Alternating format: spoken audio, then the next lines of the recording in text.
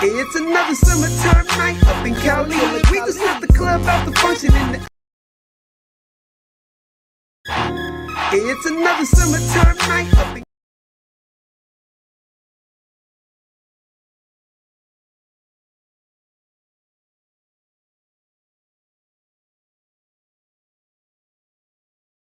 Fat booty and shit. Hey, it's another summertime night up in Cali. We just left the club out the function in the alley. And the West Coast niggas straight posted in the valley. We about to catch a PJ and touchdown to Maui. Cause we on top of this game. Top of the game, top of the game. And we don't roll with no lame.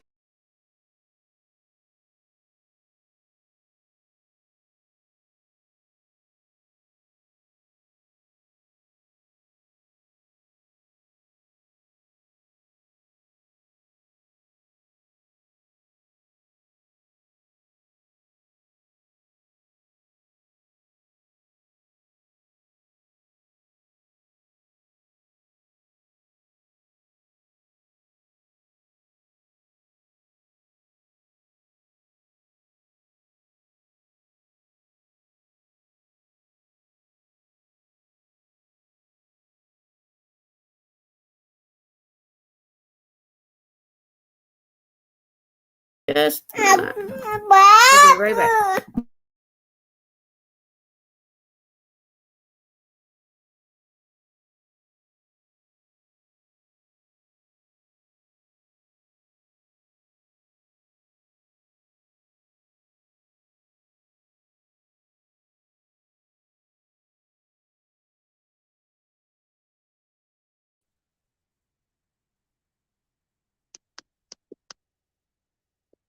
What's good, Puff? Nothing. Was trying to do something. I'm gonna do something real fast. I'll be right back. I'm gonna do something real fast. All right.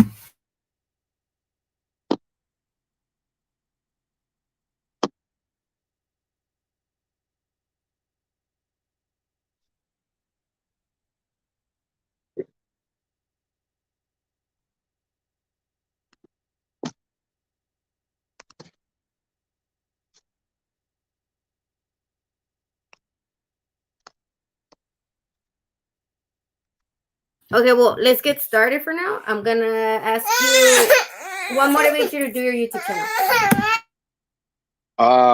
You know what? So I was kind of iffy about being on YouTube.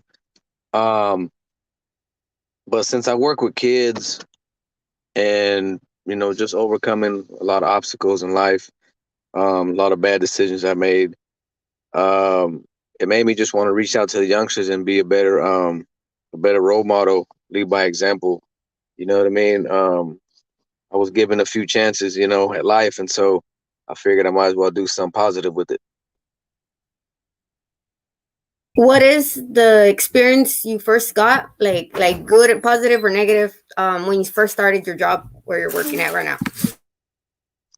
You know what? For me, it was just a lot of a lot of kids, they have an absent parent, and a lot of them, they struggle. And the education field is mostly dominated by women.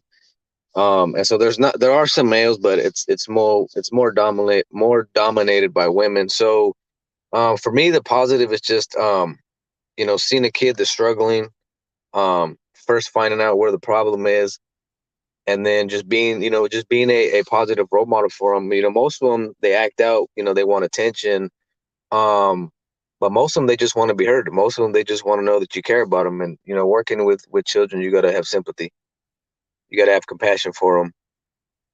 Have But you you do. have But you gotten any attachments to any of the children you help? oh, all of them, all of them. um I'm not really an emotional person. I mean, I got kids of my own. I got a grandbaby. um but just seeing what, because some of the stuff you see, it's kind of heartbreaking. Because a lot of them, they come from broken homes. But you become attached to all of them. Almost every kid that you come in contact with, because it's easy to judge, but when you learn their background, and um when you get to realize what it is they're going through, yeah, you get attached to them.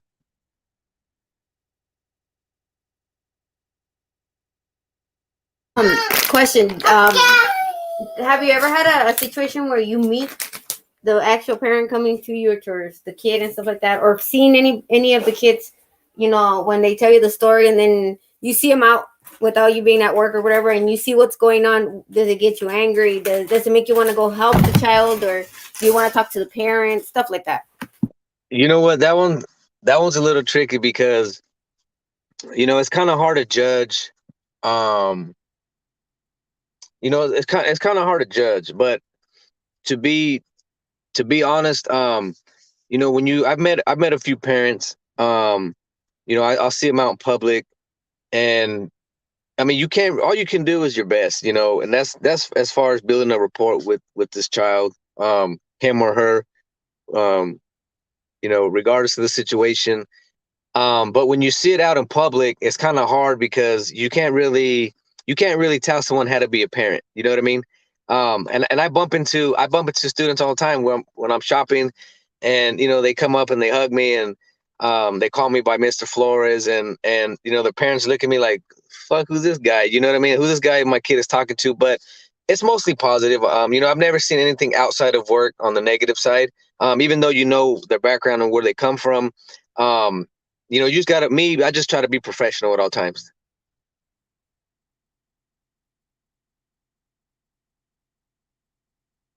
Okay, and in all this, let me. What pros and cons have you gotten out of YouTube? Like your content. What is your channel about?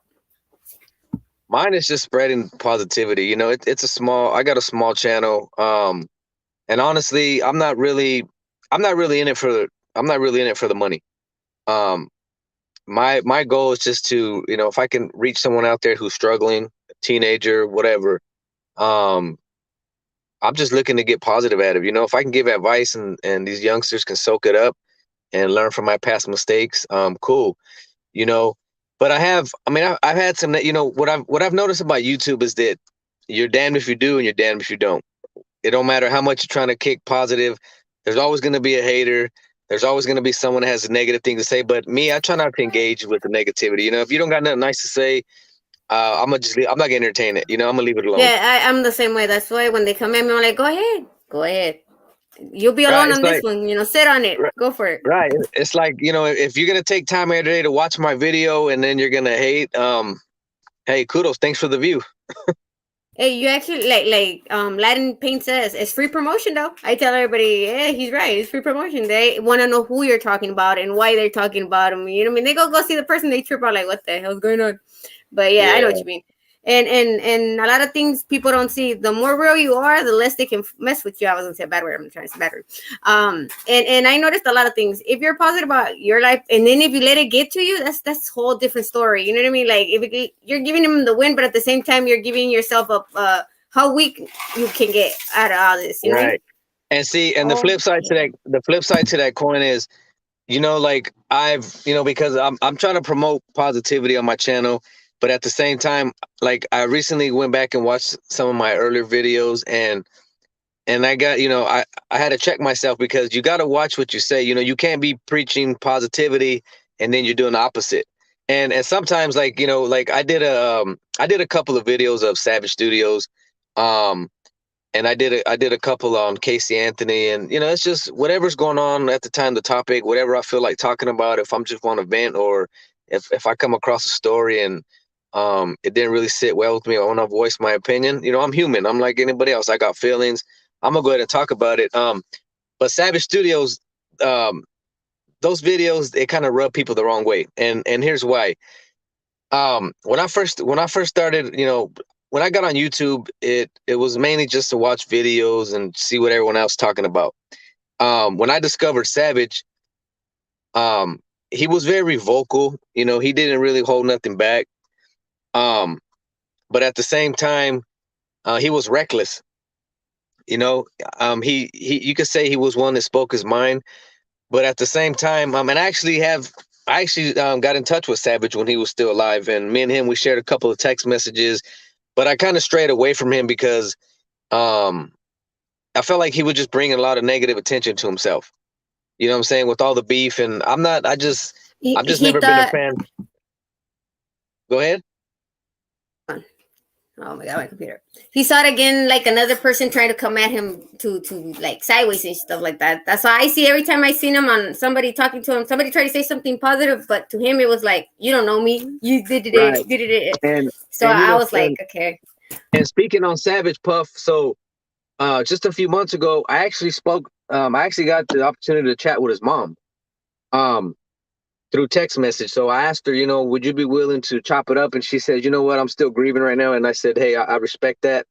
But Yeah, she she said, told me you the know, same thing. I was trying to get it for Frank too, and then she told me the same thing. And I'm like, oh, I understand. You know, it's the only thing she said that she went to his page and saw that supposedly he was saying negative stuff, and that everybody was saying negative stuff, that nobody put out there what she really wanted it out to be. You know what I mean? Like, oh, my son did some things, she told me about some people help people, some of them, but they don't show that. They only want to show, oh, my son this. She was getting really like offensive, but like, yeah, I understood why. You know what I mean? Because she made me right. look at everything that she saw. Right. And I told her, I said, hey, we all know who Savage was, but I want to know who Steven was. And so I asked her, I said, hey, you know, and she shared, and out of respect for her, I didn't talk about it, but she shared, and we spent a whole day texting. And you know, she Same shared some here. things with me. You'd be surprised what she shared. Oh It yeah, was you know, crazy. I loved it.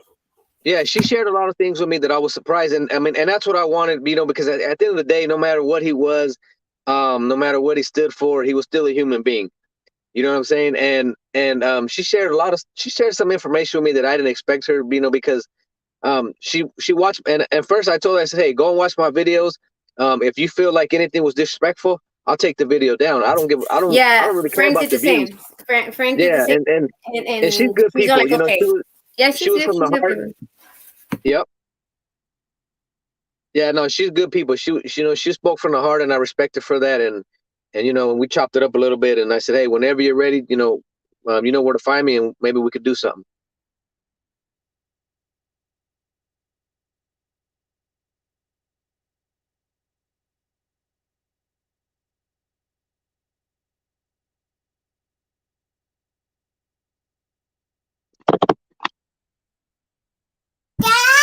Sorry, he was like throwing the chips up. My bad. Oh, he left. No. Stop. Okay. Where'd he go? Stop screaming. Look, Blue. I don't know where he went. Here, let me put Blue's. Thank you. Hola. Bukus? Hold on. Yeah. We're gonna put Bukus. What happened? Oh, there you go. Hold on. Buskus, hold on. Story time. Look. Hold on. I'm gonna change computers. I have to.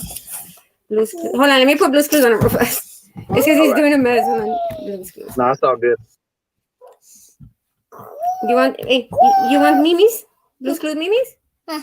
Okay, hold on. Hold on. Look, story time. You ready? Okay. Hold on, babies. Ready? Which one? Super Blue? There you go, Super Blue. Thank you. Yeah, he thinks he can fly, and he flies funny. He says he's a Super Blue, and then he picks up his leg, and he goes like that, and he's flying. I'm like, what the? Yeah, it's flying. He goes, it's just too funny. And then he does all the mimics. Like, he goes, she's asleep. He goes like this, and then he goes like this. And then I'm like, okay, you're standing up. You're doing all that, and he's putting his blanket on. And then he puts the blanket as a cape, and he's Super Blue. I'm like, yeah, no, that's good for you, man. They got imagination. Yeah, they do. Rudy, hold on a minute. I'm doing an interview with him real quick. Everybody wants to come on. Hold on, Rudy. Hold on. Whoa, what was it? Okay. Out of all this YouTube things you do, what else do you do besides work with kids? What else do you do? Like what you mean? Like what I do for fun? Yeah. You know what? I'm kind of low key. I'm not. You won't really find me out as much. Oh, you're like me. I understand. So go to the next question. Yeah, let me go to the next question. Yeah. Okay. what's the pros and cons that you see in the times that you interact with the kids, and then you go to your house and like do you think about it, or do you just want to Oh like yeah, I'm always looking for, what I'm always, when I got interaction with the kid, or if I'm going over a lesson or something, I'm always going back and looking, what I could have done better. Um, as far as cons,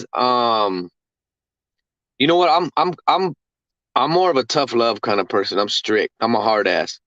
And so the kids at school, they don't, I wouldn't say they fear me, but they respect me. You know what I mean? And I think it's because of that role of being an authority figure. you did, yeah, I was gonna say that the 30 theory you showed them is like, okay, I know when to and when not to, and I know Right. when And he's mad and when not. Yeah. it's all about boundaries. You know what I mean? It's all about setting boundaries and let them know, like, hey, we can have a friendship, but you know, there's a line, there's a fine line you got to draw. And I deal with, I mean, I would say one of the cons is, there's other coworkers, um, that are too friendly with kids. You know what I mean? Like, as far as like conversations that they shouldn't be having. Um, but hey, to each his own. I mean, like I said, people don't parent the same way. The way I discipline, it may be, others may look at it like, damn, he's too hard or he's too mean. But you see the positive effect that it There's has. a You know what I mean? difference. Yeah, there's a difference between being, yeah, you could tell a difference. You could know when you're strict and you're mean, but you know what kid needs it and what kid don't. You know when to level, which level to do in each kid, because I do that too. I know, like, Definitely. they brought me bad kids and they're here and they're like, how come they're behaving? Because if you do what actually you see the kid, you pay attention, analyze, and breathe the kid, you're gonna know which way to take it. You know what I mean? It Right. doesn't take a scientist to do that. Right. I agree. For sure. Ever Oh my god! Have you ever Sorry, it's because this computer's slower than my other. I think I'm gonna switch it now a bit.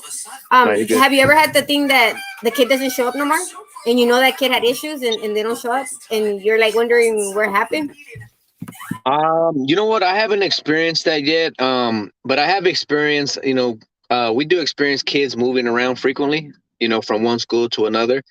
And it's some of it is you hate to see them go because, like I said, you're building a relationship with them, you're building some rapport. And then when they go off to another school, you wonder if they're going to get that same attention from other people. You know what I mean? And all you can do is wish them well. But there are some students that have left, because I've worked at a few schools, and so I see one student that left, and I may see them, outside of work, and it's always love. They're always respectful, and it was good seeing you again and whatnot. But yeah, I mean, there are some pros and there are some cons that come with it, but I guess it's just the way you look at things.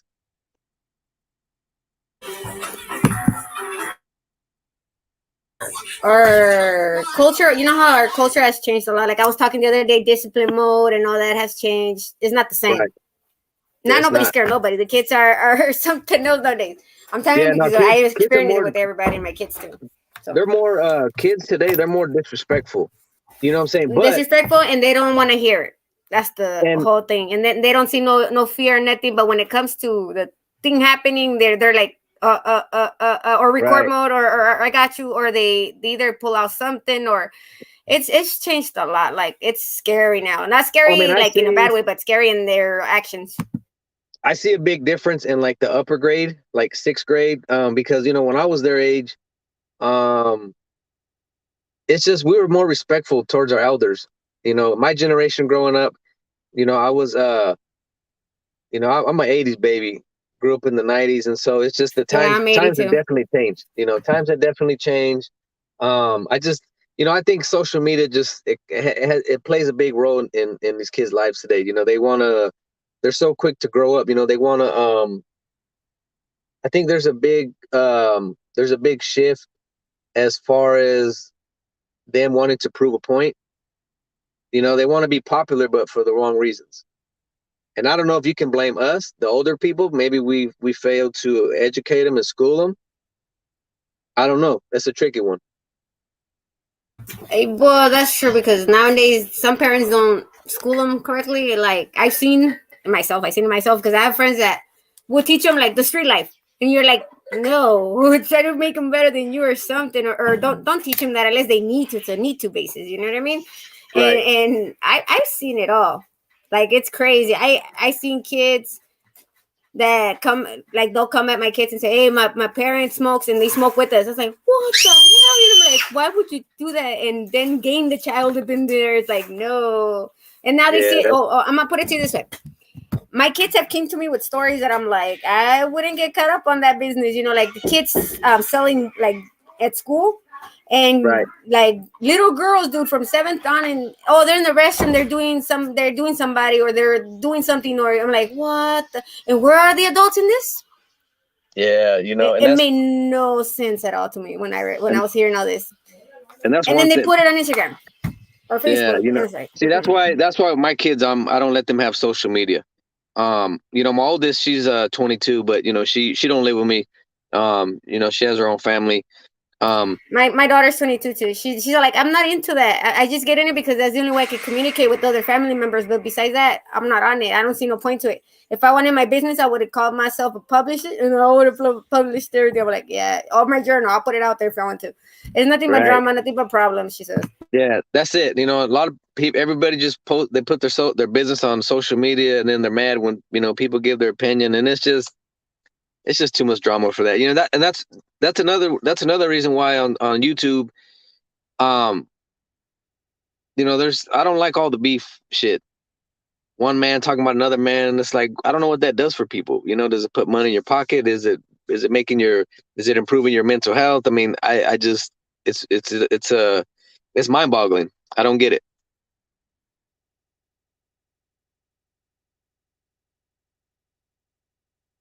Another thing, I've seen also that kids, like they how can I say this? They're not runaways. They just don't want to live there no more. But besides that, some kids don't know how to handle with separation. There's no way they'll go to counseling, or they won't even get up to just go play outside. They don't want to clear their head. They're always, depression is bigger now.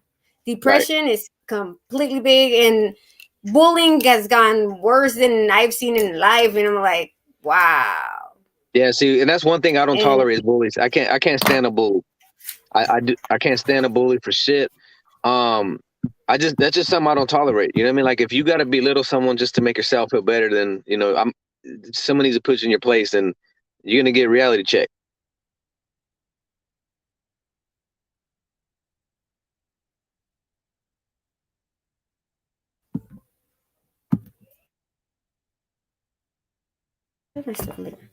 Let me switch computers.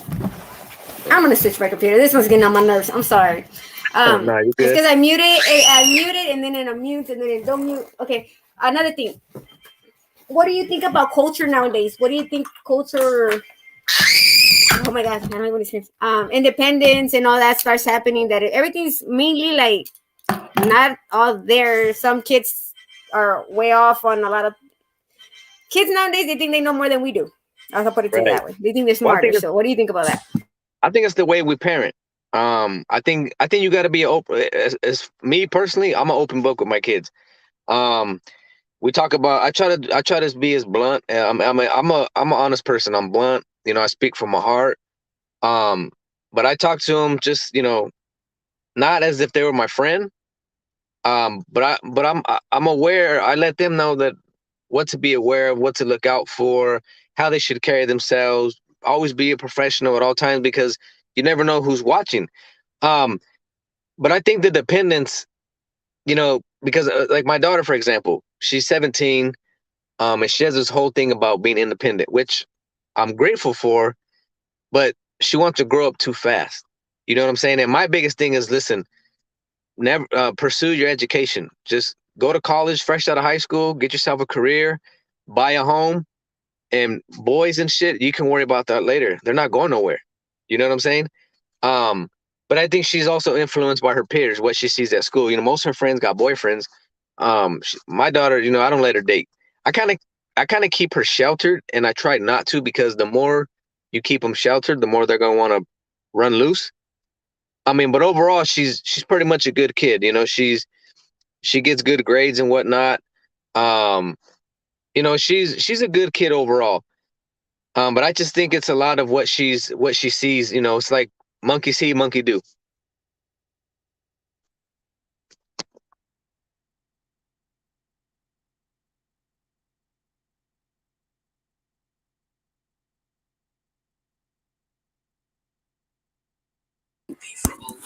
Too many puppies. Too many puppies. Hold on. Hold on. Hold on. Give me a minute. My son's listening to this one. Hold on.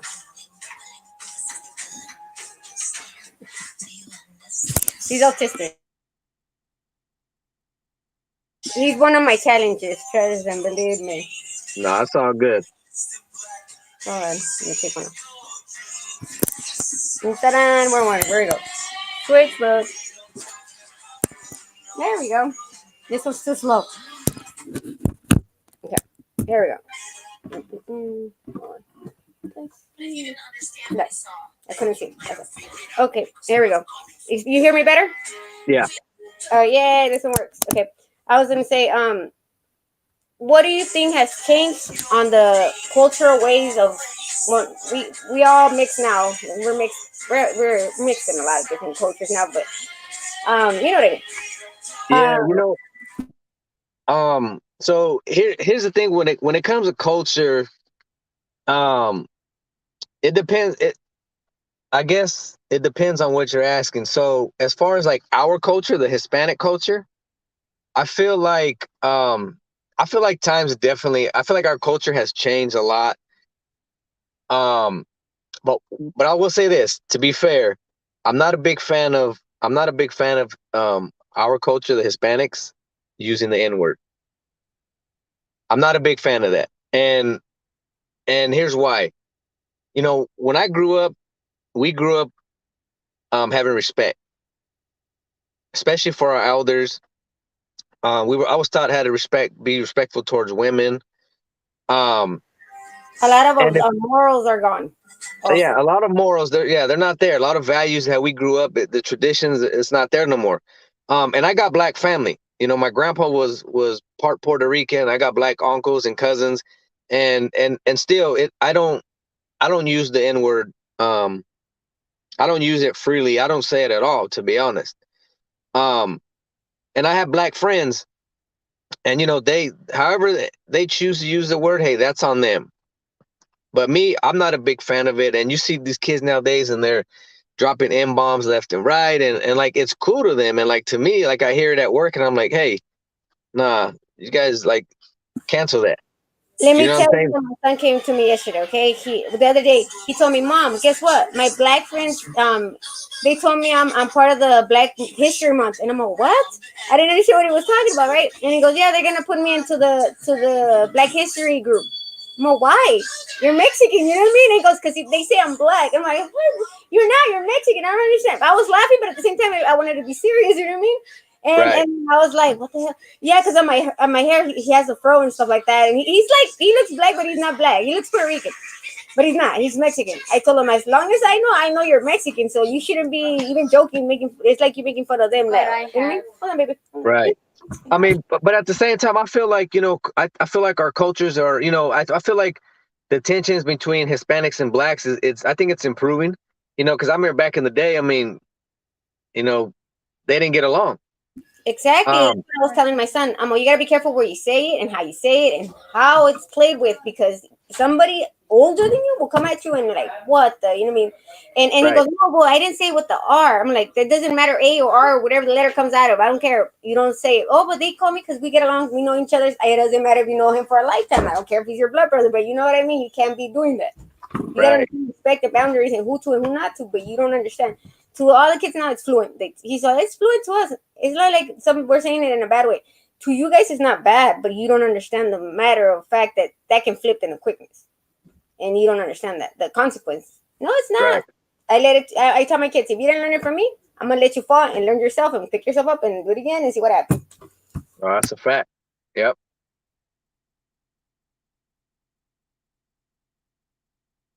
Sorry, you can talk. I'm my bad. See, this one's faster. I don't have to worry about the mud. No, you're good. So Puff, let me ask you real quick.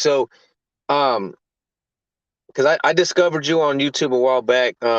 through Frank. You know, shout out to Frank. Listen, Frank, out of a few YouTubers that I've come across and I've interacted with, Frank is like the dopest. Oh, I Um, know him. I have a kid with him. I know him.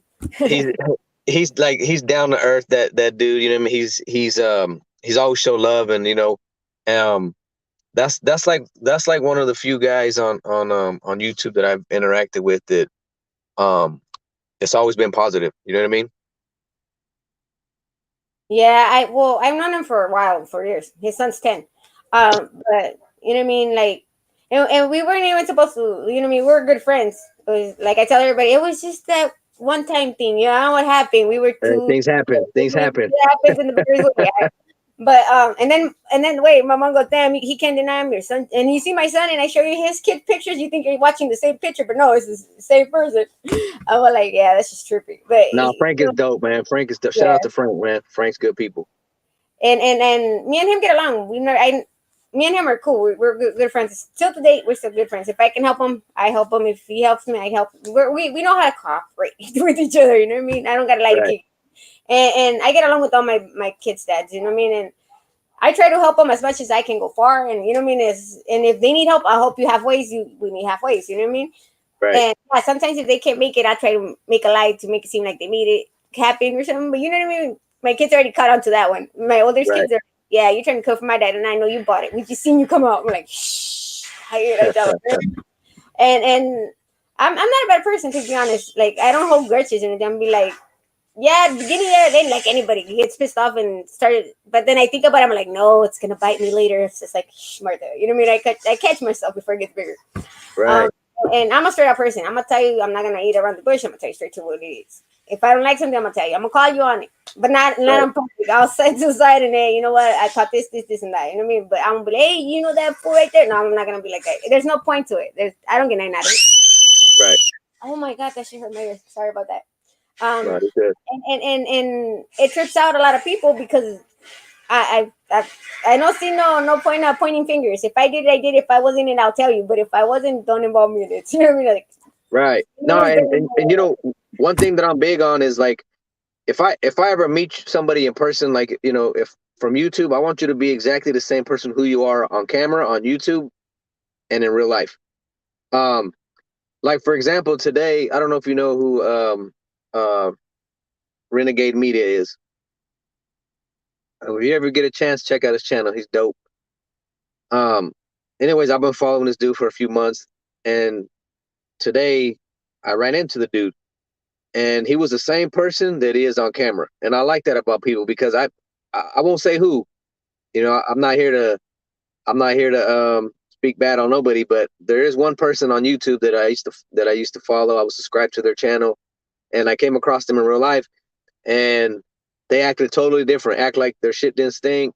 Act like they were too good, and that says a lot about someone's character. You know what I mean? I don't really fuck with people like that. I don't like those type of people. They're like, no, homie, no. Be you. Yeah, it's like people. If you can't be yourself at all times, then you know what I mean. I'm gonna stay away. I'm not gonna lie, it could be very annoying. I could tell you, if I annoy you and you think I talk too fast and I talk a lot, tell me shut the fuck up. But I still won't do it though. But let me know though. Let me know ahead of time. No, you're good.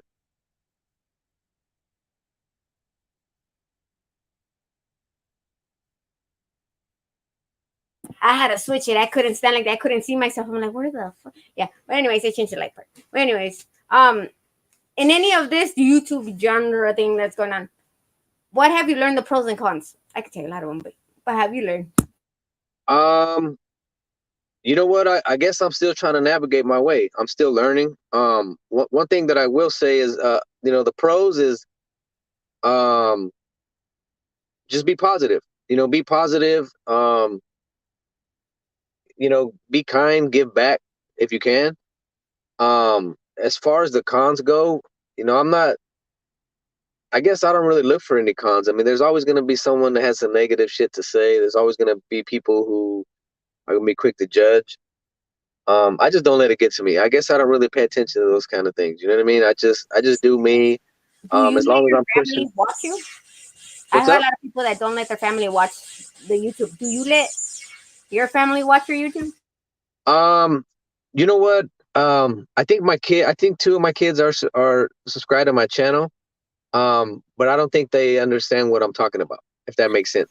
My kids, I laugh because they go, my friend is subscribed to your channel, and you, because I put a my background, like my road to recovery or whatever, and I put them how the CPS took them, and they seen me when I was small. That's embarrassing. I'm like, I didn't put your name, but you want to put your name, that's on you. You know what I See, mean? I try to keep my kids off of I try Yeah, to keep the my way kids I'm off of doing social it is media. I want people to understand that recovery is not easy, especially when you lose it all from your Right. kids to your homes and everything.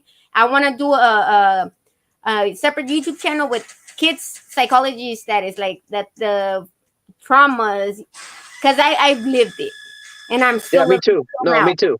You know Me what I too. mean? Trust me. And it's not an easy thing to help them with the trauma. It's like, oh my God. I mean, like, what I do, which way I run, do I tell them or not? I'm very fluent with them. I tell them everything that has happened because my baby's daddy, from they're like my oldest, they try to flip it everything on me. When that Right. dad's still doing wrong and still in still not out of the gang, he's still in jail, da da da. You know what I mean? They say that it was me. Well, I kind of did make him turn into a gangster, but don't ask me how. But anyways, yeah, I'm the bad influence. No matter what anybody, I at least say I am on that part. I'm the one that started from. Don't worry about it. But anyways, I'm the bad influence to that situation because he was a mama's boy and I made him into a man, not a mama's boy. But anyway, and I tell my kids that and they start laughing. But I'm like, I let them read my paperwork, exactly what happened, how it happened on the CPS case, because they always ask me what happened, what was the Right. situation, and and it proves to me that I was in the guilt one. It was the opposite. It was my second baby daddy. You know what I mean? That Right. and the funny part was that they thought it was gonna be the way the other family said, oh, that your mom did everything, whatever. And then they read and they're like, it doesn't mention you at all, mainly you. You know what I mean?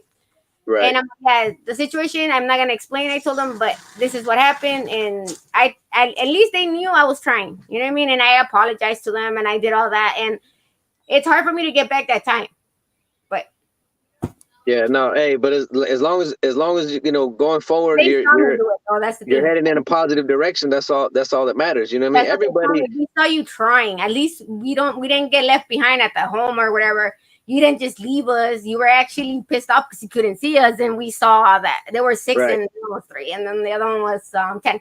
Yeah. Because I think everybody has traumas. You know, growing up or still in their adulthood. No. Everybody has traumas, but I think it's how you take that negative and turn it into a positive. And just be a positive reinforcement for kids. And you know, it works itself out. Nobody's perfect. We all make mistakes. I mean, I'm far from perfect. I make mistakes every day. But Like I tell my kids, I never gave up on you, and thank God you guys never gave up on me. But it was kind of hard because they all wanted to be at the same house at the same time, and I couldn't. right. No, I hear you. Hey, so let me ask you at I know you're interviewing me, but I'm gonna switch it up a little bit. Don't worry, come at me. That's okay. Hey, good question. If you could interview anybody on YouTube, who would it be? And why?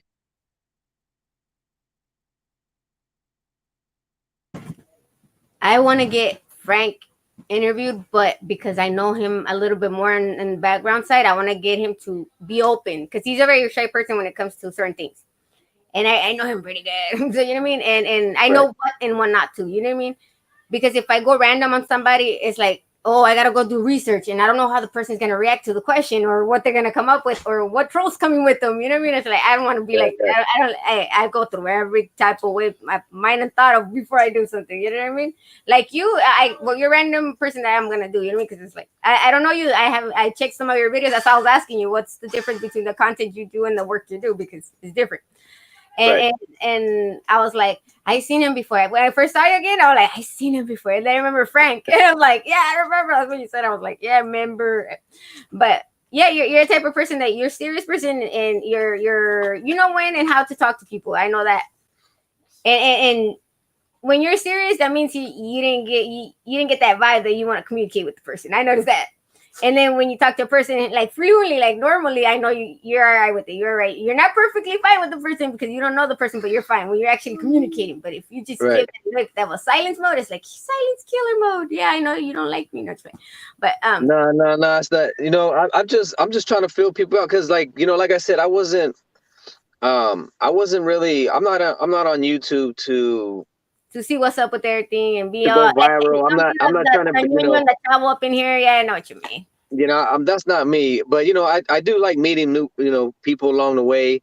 Um, and like I said, if the vibe is cool, I'll support I can you. get annoying. You can tell me. I don't mind. I can't control it, but No, you know what I mean. Hey, no, I no, tell not everybody that. I tell everybody that. Don't worry. no, Sometimes not at all. it'll No, slip you're good. out. You're good. Listen, listen. I promise. If I felt like, Hey, if I felt like, at least I give the word. yeah, no. You're brutally honest. I like that. I can respect that. And it's funny because some people have judged me. They say I'm using because I speed talk. I'm like, damn, well, I must have been on a good one that I didn't even know. Shit, did you buy it for me? God damn, let me know what we got on. You know what I mean? It's just I'm hyper, Nah, dude. Dude, even though I have 8 kids, I'm hyper as much. And then when you see us all together, you're like, God damn, what I get into? You know what I mean? Because we all talk a lot and we all are hyper as hell. And sometimes, yeah, we don't even know what to do sometimes with ourselves. But yeah, so yeah, he's throwing. Yeah, my son just hold on. Let me get him real fast. He got me all wrong. no, you're good.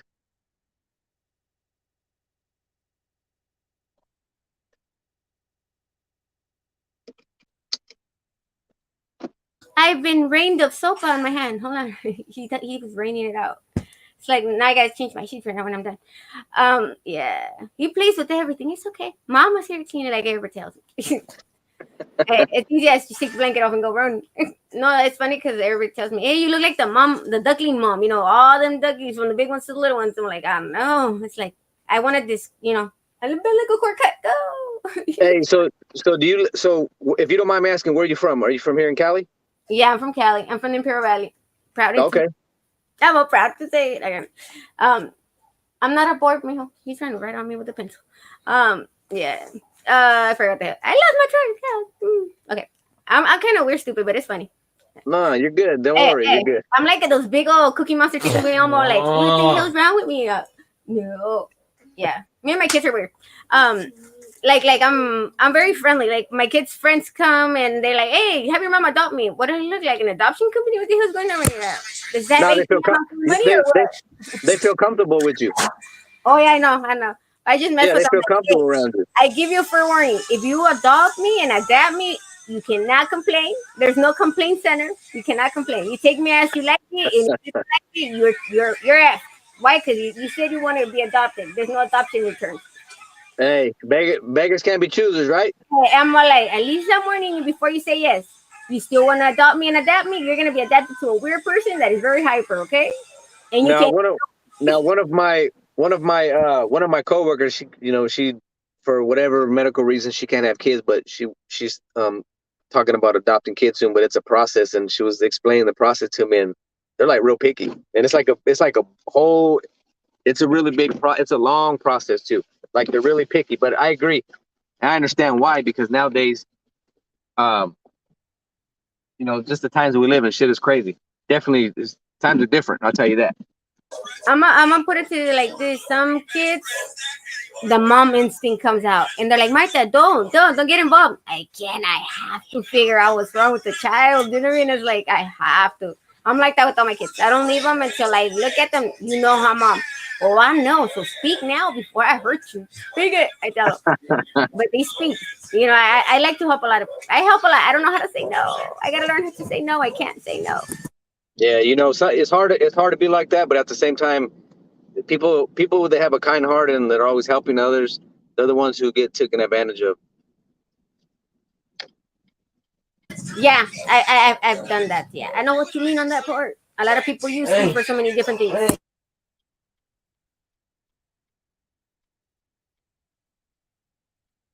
Sorry, I'm over here driving at the same time. I know. I'm all like, what is he doing? Who looking? Who hunting? Who hunting? Hunting for who? No, I'm at a bad intersection right now. Hey, you reminded me of a fucking song of Little John to the windows because you look that way, they look that way. Yeah, that come out worth it. But anyway, you got me good on the question, my friend.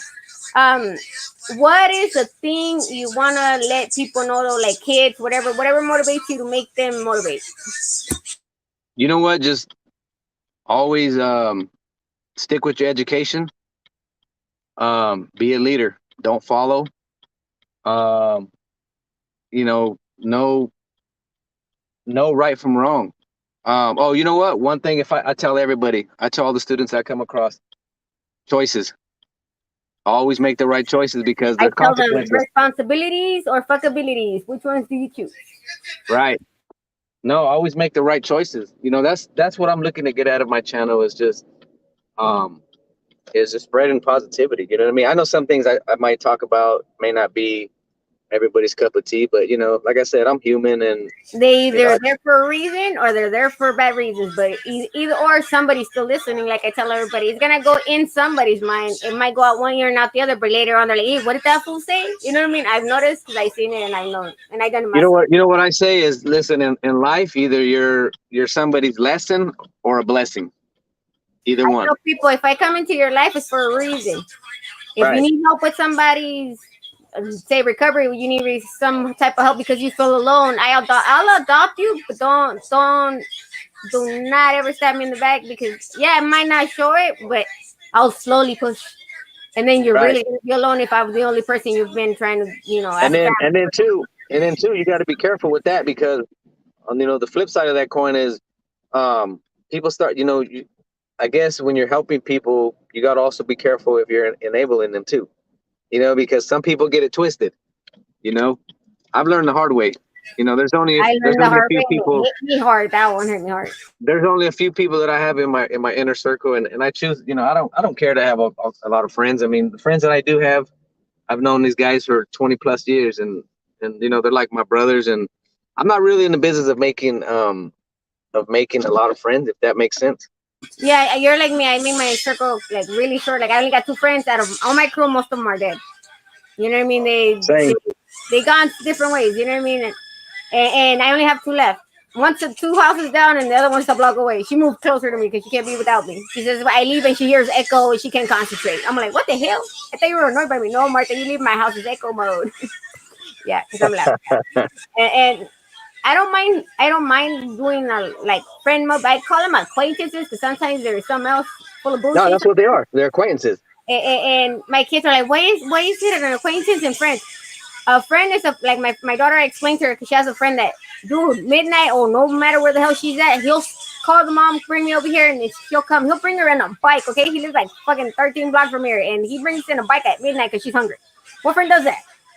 You know what I Right. mean? And I'm You know like, what I always tell my kids, listen, a friend is someone who's gonna support you. They're gonna support your goals. I call him her psychologist. Hey, where's your psychologist at? Hey, that's the only one that understands you and puts up with you. Where is he? Right. No, listen, I tell it to my kids all the time. A friend is someone who's gonna tell you when you're doing wrong.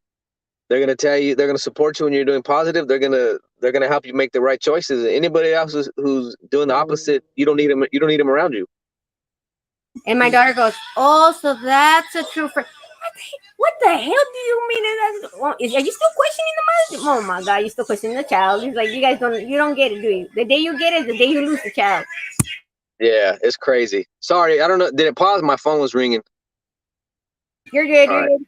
And have you ever had the situation when your kid comes and they want to help a friend, right? And they're getting bullied or whatever, and the day that they actually like try to defend the friend gets mad at them, and you're like, what? It happens to all of us. I know it happens because my son tried to protect his friend. Like they were bullying him, and he pushed the kid. Oh, go over there because leaving my friend alone. Blah blah blah, whatever. Well, the friend got pushed and the shoe came off, and he tried to give him the shoe and stuff. And my son was like upset. He goes, he got mad at me. I gave him back his shoe, and he started coming at me like I'm trying to defend him, and I don't understand what happened. And we had to sit down and tell him what happened. You know what I mean? It's like to him, it's like, oh, he feels like he was bitching out and he needed help. Like he was feeling like he was getting embarrassed in that position. And I mean, Right. like, and then my sons are like, but I was trying to help him. I don't know what do you mean by that? I'm like, okay, I'm gonna sit you down. I'm gonna tell you. You were defending the child. The child didn't want to see it like that. Now he saw, oh, more problems for me. They're gonna tell me what you're gonna call your bitch friend later. That's how I put it to him. It's a straight up blunt how I had to say it. Because if not, I would have gonna slap him and tell him, look, homie, listen, this is what happened. But you know what I mean? And my son's kind of airheaded a little, just like a mom. But you know what I mean? And I was trying to explain to him that he did that. And then my daughter 2 days ago, she goes, my friend was arguing with another girl, but then the other girl don't talk to me no more. It looked like, did it look like they were gonna jump you? Were you trying to run for your life? Kinda. I'm like, what does that tell you? You didn't jump for your friend, so they're flipped on you real quick. instead of the problem being them, they're gonna be you the problem. You know what I mean? Right. Nowadays it turns that way. Nah, it happens that way. But like I said, it's as long as the person, you as a person, you have a good heart and you got good intentions. A lot of people try to take advantage of people like that, but you just gotta. I always say, draw a fine line. Set yourself a boundary. I lower the volume on the phone and keep picking it up. I'm trying to talk. I'm like, God damn, it's too loud. There's things that kids don't see now. Like you don't even know what to tell them. I'm like, are you alright? Didn't I explain this? Like I don't know how many times. Do I throw myself first or do I just like let it go? Let it go. They don't understand the pros and cons of don't do certain things. You know what I mean? And my kids, everybody loves my kids because they're very like they're not like me. I try to make them noble. You know what I mean? And I fucked up in that situation, but in a way, I know it. Because they think that it's because I'm very helpful, and I told them you gotta help anybody that comes along, da da da. But yeah, sometimes they're to people they're weak. I don't know how to explain that. They're You weak. mean And you mean you mean use they? that against them. You, are you saying like they make themselves look weak, or other people think they're weak because they want to help you out? Yeah, like that. Like if they help somebody out, some people take it like, oh, this fool, I can use them like that and take advantage of them quick. Oh And yeah. But when see, they but put that them tells up, they you ain't gonna do shit. They're too bitchy. They're too much of a bitch to do something. right. But see, They don't have the but that heart. tells you a lot about that person's character, though. That tells you something about their character. Yeah, that's what I told my son. Like, look, one time my son's very like he's very clumsy. Like oh my god, Pinky and the Brain got none on you. But he one time he dropped his wallet right in the girl's side and they took $300. I'm like, who takes $300 out of the wallet? Who takes it to the school? Like, are you all right? My son don't think he just does things. You know what I mean? And I'm Right. like, please don't tell me you haven't learned a lesson because if I see you with $300 in your wallet, I'm gonna take it for me. I'll take it and keep it with me because he took $300 and he saw who it was and they were in there now. And I was like, did you still let her take it? It's a girl. I don't give a fuck. It's Osama bin Laden. I don't give a damn. I would have done something to take my money back. You know what I mean? And the school ain't gonna do nothing. I know where she lives. Yeah. Who gives a damn? By the time we get her house, you're gonna come all late. They should spend the money already. She probably gave it out to the students. She's going like this because you're leaving the money everywhere. Might as well share. Mom, Right. that. But who takes $300 to the school? I was like, what the hell's wrong with you? Yeah, they're tripping If now. you want to you flaw, right? You flew with all of that. Hey, Puff. So I gotta step off to my daughter's school real quick. But you got any last questions? What makes you the name you name on your channel? visionz. So first off, so my name is Ernie. So I didn't want to put my whole name in there, so I just put visionz. I guess my channel is because my vision is just to share positivity. I mean, that's where I'm going. Hopefully, I'm looking just to grow my channel in a positive way and meet good people along the way. And I'm always down to collab with other people if the vibe is right and the message is right. Everybody, please go follow visionz and subscribe. visionz TV. Everybody tap in. I'll be And like I sharing. said, I'm working on my setup right now. Most of my videos you see, I'm in my car at home. I'm working on my setup I'm right in now. It's my usually room. Sometimes noisy. I run for it and I try to go to like the restroom or somewhere because the kids are like, mom, mom, mom, mom. Yeah, it's war. It's the war here. Or they're dancing to the K-pop. I'm like, what are you doing? I No, haven't seen you.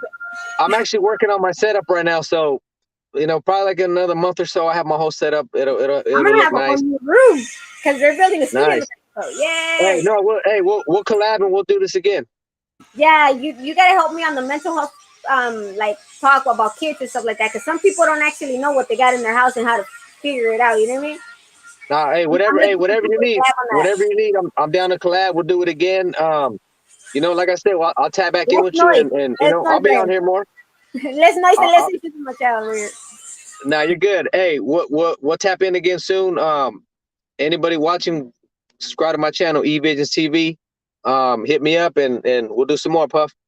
All right, thank you for coming. Thank you for the interview. Hey, I'm Hey, using it thank you. for my I can't even say this the whole full name for my class for my anthropology class. It's a cultural anthropology. It's for every type of Oh yeah, behavior. on Sunday. Yeah. Okay, I'm just letting you know ahead of time. I'm not gonna put your name or nothing. I'm just gonna let your story out. No, you're good. You're good. Okay, thank All you. right. All right, thank you. Thank you. And Rudy's next. Hello, Rudy, everybody. Rudy, what's up? That's been going on for a long time. I'm sorry. Hey, it's because last time I let everybody up, I forgot what I was asking, and it went from gangish story to political mode. It's like what? Yeah. That I didn't understand what they were talking about. I got lost in the middle of the transition. What happened? Yeah. I was like, Yeah. at the end of the envelope. Yeah. I didn't even know why it ended and how it ended, but it ended somehow. But it ended good though. I got a lot of views on that one. Oh, that's good. It's always good to get views. It's also good to do is sometimes go to other channels and then their viewers. Okay, their viewers will become your viewers if you go to their channel. Sometimes you got to kind of promote yourself a little bit when you do that. I think that helps channels get bigger, and it takes a while. They grow. You start out small, but you get bigger eventually. But and some people don't get too big. But You have a channel, huh? Huh? You have a channel. I believe you have a channel, right? No, I don't have a channel at all. I just have a It's too much for me to deal with, but I'm just a viewer, just saying that as a viewer. What do you think of the new cultural independence and all that right now, new era and the changes? Here's what I think. I think the problem is we're super diverse. See, the problem is this is supposed to be a universal country, and the problem is we're supposed to be not we're supposed to be like a kettle pot, where we have many different cultures and ethnic backgrounds. And we're supposed to get all mixed or something. And, I mean, with me, I'm half brown, half white, My mother is Irish, English, Scottish mix, and my dad is Mexican native descent, I mean, Well, I'm you're from two different cultures. You're native? Well, for my dad's side, yeah. His great-grandmother was pure-blooded native, and the rest were all Mexican, Practically fully brown. We just call it Mexican anyway, but, because Mexicans are technically second generation natives is what they are. They're second generation, That's what we are, second generation, Well, with me, I would be much further than second generation. But, I don't consider myself like native because I'm of everything else, People would say I would be more Mexican because I carry my name and everything, the Spanish name. And I'm actually more Irish than I am Spanish, but I'm more Mexican than I am Irish. It's kind of weird that way, But, that's just the way it is, But I have to look at all my ethnic backgrounds and learn the history. It's always good to know your history because people don't learn their history. They're doomed to repeat the mistakes of others, I'm a history person. I've learned things like people keep calling Native Americans Indians and they're not Indians, They keep calling it's the Christopher Columbus lie, and some people just can't help it, because it's been integrated into schools and they finally tell them, you know what, they're not Indians, but then it's still there though, because Christopher Columbus thought he was in India. That's what people don't realize. He went to, he thought that going towards, west, he'll be at the East Indies, going westward instead of going around Africa, because the Pope at the time, during the ideology of traveling because Spain and Portugal would travel through the Mediterranean Sea to get to India, but the Pope made it where Spain can't. Only Portugal can go through the Mediterranean Sea. Then they said that Spain would have to go around Africa, and Columbus said forget that because he worked for the Spanish. So he said, I'll go west and it'll be a quicker shortcut. So if you think about it, he thought the world was probably oval, like there's no other continent there or anything. He thought he'd be at the East Indies. Instead, he was in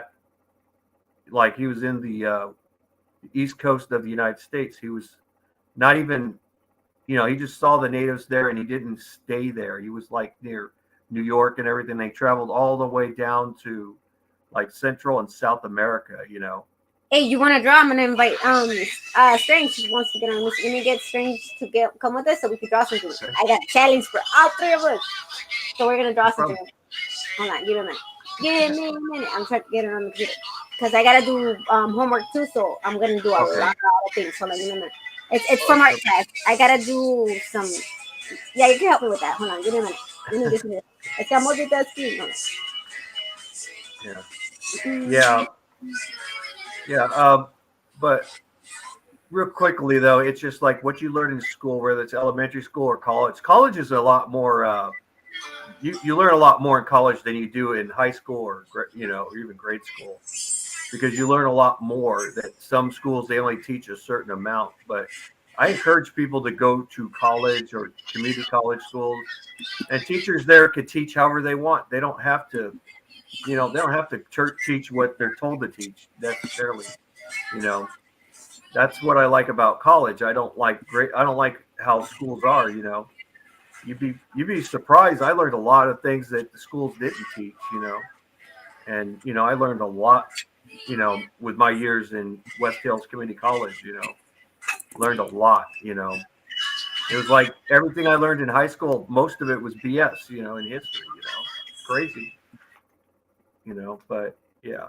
But I always say like this though: the diversity is because as human beings, we, some of us might feel like we're minorities and then feel like we're treated so bad that we deserve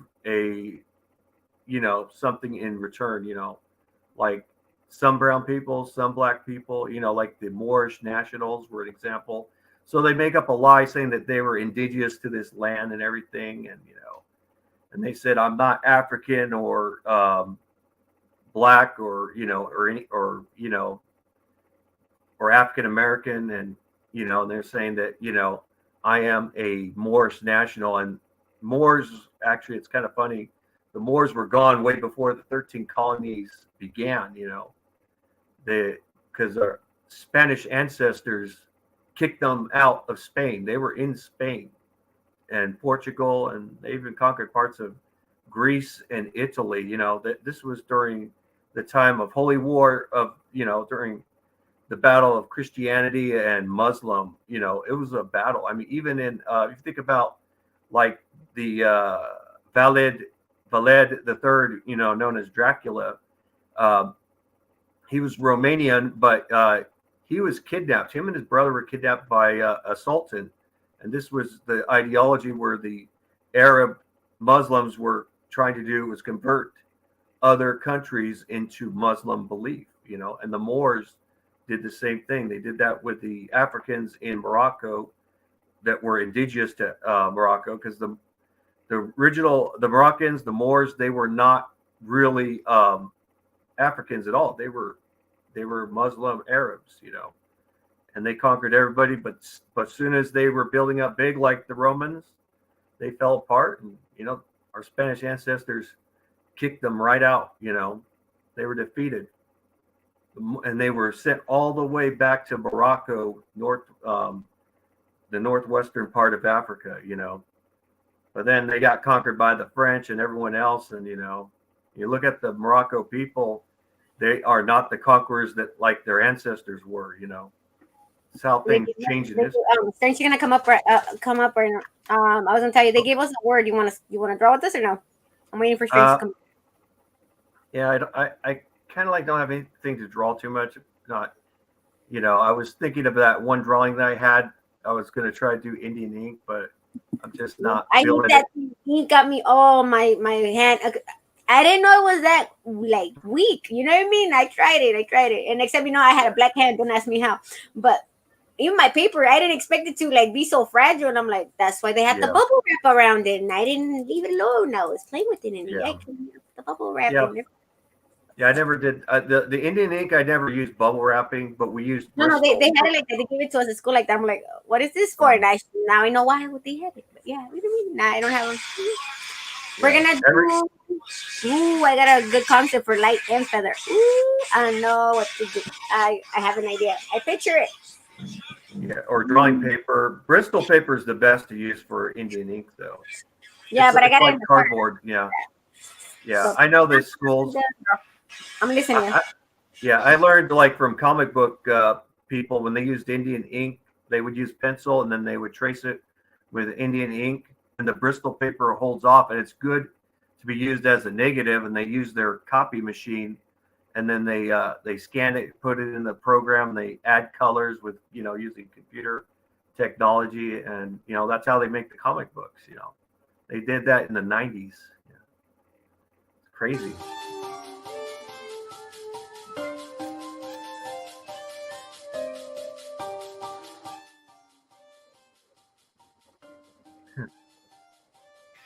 Can you hear the music or no? Because I'm trying to put the music while we I was drop. hearing the music. You hear it? I can Oh, hear it's the music. very low. It's very low. That's fine. Like you can hear it normally because I don't want to put it all high either. Oh, it's fine. Okay, I'm just asking. I really don't know. Some music helps people, and I still hear it, and it's good. People playing music while drawing or painting, it's all good. I mean, it helps people. I did 2 days ago. I did the 3 squares of music, and right now we're doing the what is it? Non-physical and physical art. So I'm doing the topic of Alice in Wonderland. How Alice in Wonderland is not physical. I'm doing the clock, and I'm doing the swirls and the inside and the big room and the little room. You know what I mean? And that's for the non I forgot what I was saying. The non physical, and for physical I gotta do other things, but that's where I'm stuck. But I'm gonna do this right now. I'm gonna use what your guys are giving me. I'm gonna use it for my 3 squares. I need 3 squares of physical. So I'm gonna use the light, which is not physical, that's non-physical, and I'm gonna use the feather that is physical. Yeah. I'll use I'll use the scenarios I did. I'm just waiting on strength. So it reminded me, that thing I used to say, let us feather, take us board, let us feather. Yeah, don't ask me to do in my head. I come out with some random shit, I know. Yeah. I mean, when you draw or do abstracts or anything, that's it's all good. I mean, you draw or paint colors because it comes to your mind, when you paint color, and a lot of people, and I think even people that aren't great artists, though, when they paint colors, mixing, it's from their mind. It's of expression, But yeah. There you are. We got the word light and feather. What is it? Light and feather, right, Rudy? I think so. Yeah, light and feather. Light as a feather? Yeah, that's why I'll say light as a feather. Think it's more light and feather, because I remember that shit. We got light and feather. We could do either the word, or we could do the picture, or both. It doesn't matter if you work. It works both ways. Probably just draw a feather, because I'm doing so much other words. The thing I did for Weeby, that shit took it out of me. Oh, I know. I seen that. Actually looked that though. No lie. Yeah, I literally worked like 4 days on it, and I ended up sending it to him. I hope it got to him. I wonder if it got to him yet. I know. Sometimes I gotta call him. Hey, did you get this? Hey, I sent you this. Did you get it? And he goes, yeah, it takes a while, Martha. I'm like, how long is a while? Because I know you don't live that far from me. How long is a while? Yeah, it gets frustrating. It takes like a week or so to get to them. Yeah, he's way on the other corner of the universe. I'm closer to you, but he's way out there.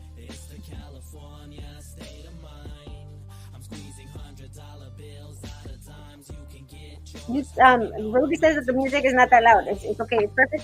It's not real loud. Okay. Yeah, it's not too loud. I can still hear you and Rudy talking. Yeah. What do you want, Blissy?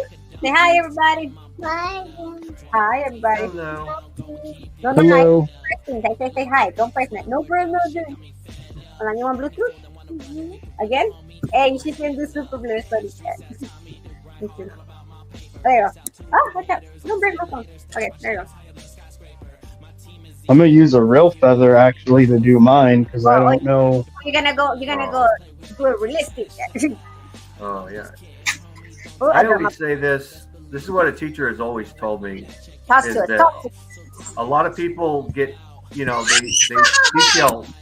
they detail too soon. The best thing to do is draw the simple basic shape and then detail last. And that's actually what you should do, and it comes out a lot. It looks more accurate, But because like I said, when I drew my native people, they look like Transformers at first, Hey, I had that happen once, and I was like, what is this supposed to be? When I come back to the drawing, I'm like, what is it supposed to? Oh, my bad, I did it wrong. Or I did the face wrong. One is good, and the other one's kind of weird. And they told me, draw it again, leave it alone. I'm going to hurt myself. There, I'm trying to get it so that way the light isn't in the way. There we go. To angle my phone weird. I moved the computer like 2 times, and I'm like, where can you see me? Can you see me now? Can you see me now? Where?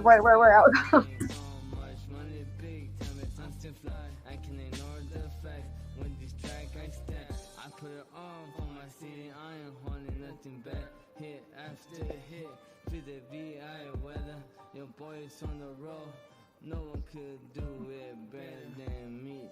Yeah. We stay heavy on the grind. It's the California state of mind. I'm squeezing $100 bills out of dimes. You can get yours, homie. No, I'm out to get mine. We stay heavy on the grind. It's the California state of mind. That's your favorite feather. I remember that feather. That's your favorite feather. Yep. I found this feather, yep. Yeah. What kind of bird is that? So I believe it's to a, how is it called? God,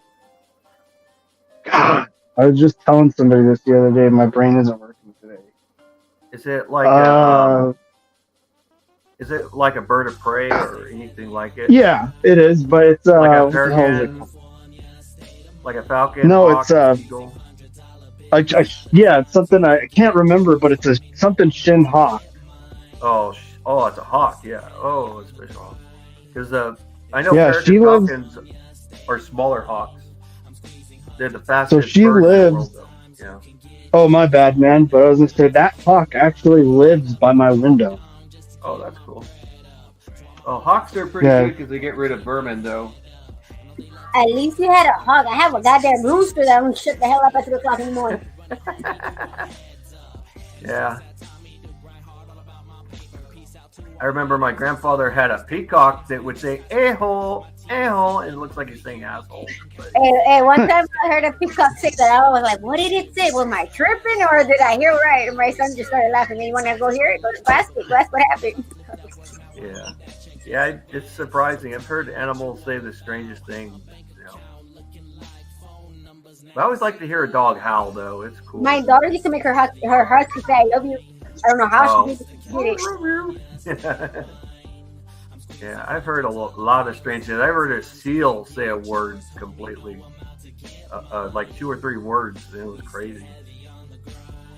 It was on TV, and it wasn't like, what do you call it when they, alter it or anything, Not bad.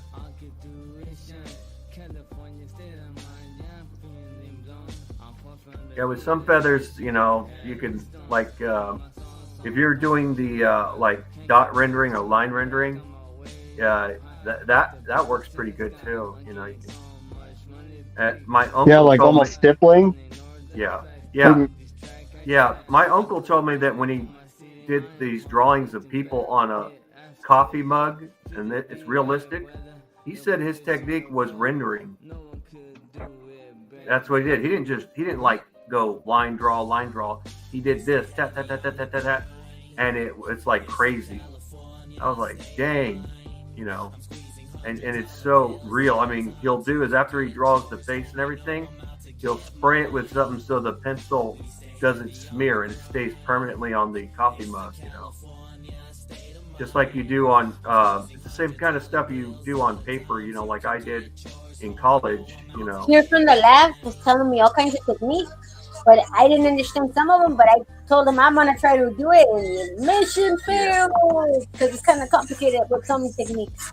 He's a good check out Here for the Lab's art. He's my mentor. I adopted him and adapted him to me. Yeah. Man, I wish I could have shown that one. If I had my phone, if my iPhone was working, I'd be able to show it. But I mean, on my laptop right here, I have the picture. I mean, my format, but it shows me with a sword. But in the background, it shows my dot rendering building that I had done in college. But it's with my mom though now, you know, because she moved to Alaska, and she wanted it, and it was originally my grandmother's, so it went to her. Let's see. So yeah. Hey, jump on, AC. I want you to draw. Occupy your mind on that one. Come on, AC. I gotta help you with that. Come, draw with us. That way you can, like you say, occupy your mind somehow. And I know you get down. You're just like trained. You know how to do graffiti. Jump on. You know, I might try to. You know, I'll be right back. I'm gonna see if I can try to draw something right now. All right. Hey, Pencil drawing. Yeah, come on, man. Let's hey, come on, jump on, AC. Come on. What do you say? Let me see.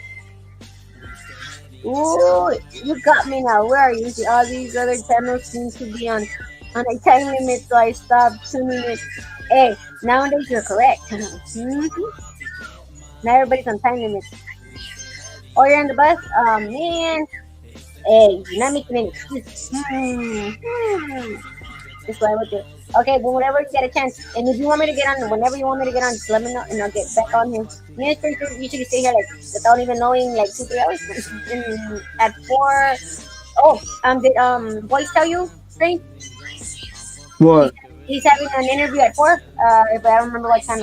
Oh my god, I forgot what time. Who is having what at 4? Boyce of the barrio. I remember what time. Oh no, he didn't tell me. Hold on, let me see. Let me check it out. I just remember right now. I think he's gonna have it at 4, or he's gonna have it later, because he said something about maybe later on he's gonna have it. Let me check. He's gonna have a interview with. Oh, he did a voice. Oh my god, it's so fun. I said he did a voice. Boys of the barrio. At 4, I'll check it out right now because my son has a phone. But I know he has one later on. He told me he's gonna have it later. Let me see. This is the gray eraser that I was telling you about.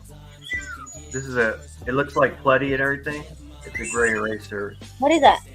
Gray eraser. It's it's a malleable eraser too. Yeah. Right?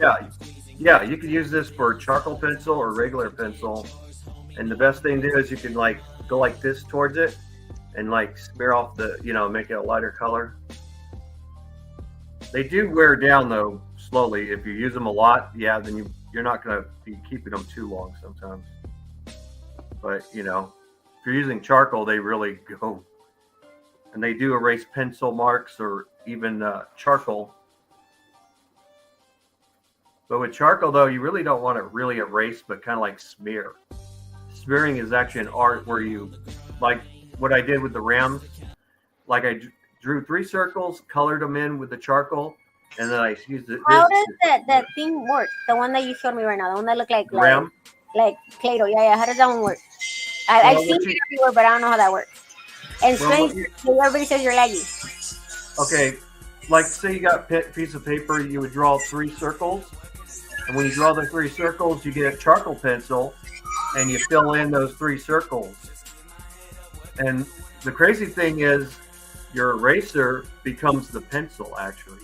And what you do is like where the eyes are at, like when you want to make the eyes, you start to like, you're moving the charcoal off the paper a little bit and you're lightening it just like you're removing paint, and you keep doing that. It's easier to say it, it's easier to show than see it, but right now I don't have my charcoal pencils with me. I just have a regular pencil. But the technique is, this is your pencil though, the eraser. That's what they gave me. I ain't going soft even when I make it. Fake it. That in me. Psycho Dawson is dabbing me. I'ma stay true, like my crew. Real to the game ever since I grew. I ride the bus capsules, better my fuel. Don't trust many niggas, only a few. We get superstars, I thought you knew. Fuck popping bottle, we stay sipping brew. I'ma keep stacking, I'ma keep rapping. All of these bricks and send out the package. I'ma keep causing damage.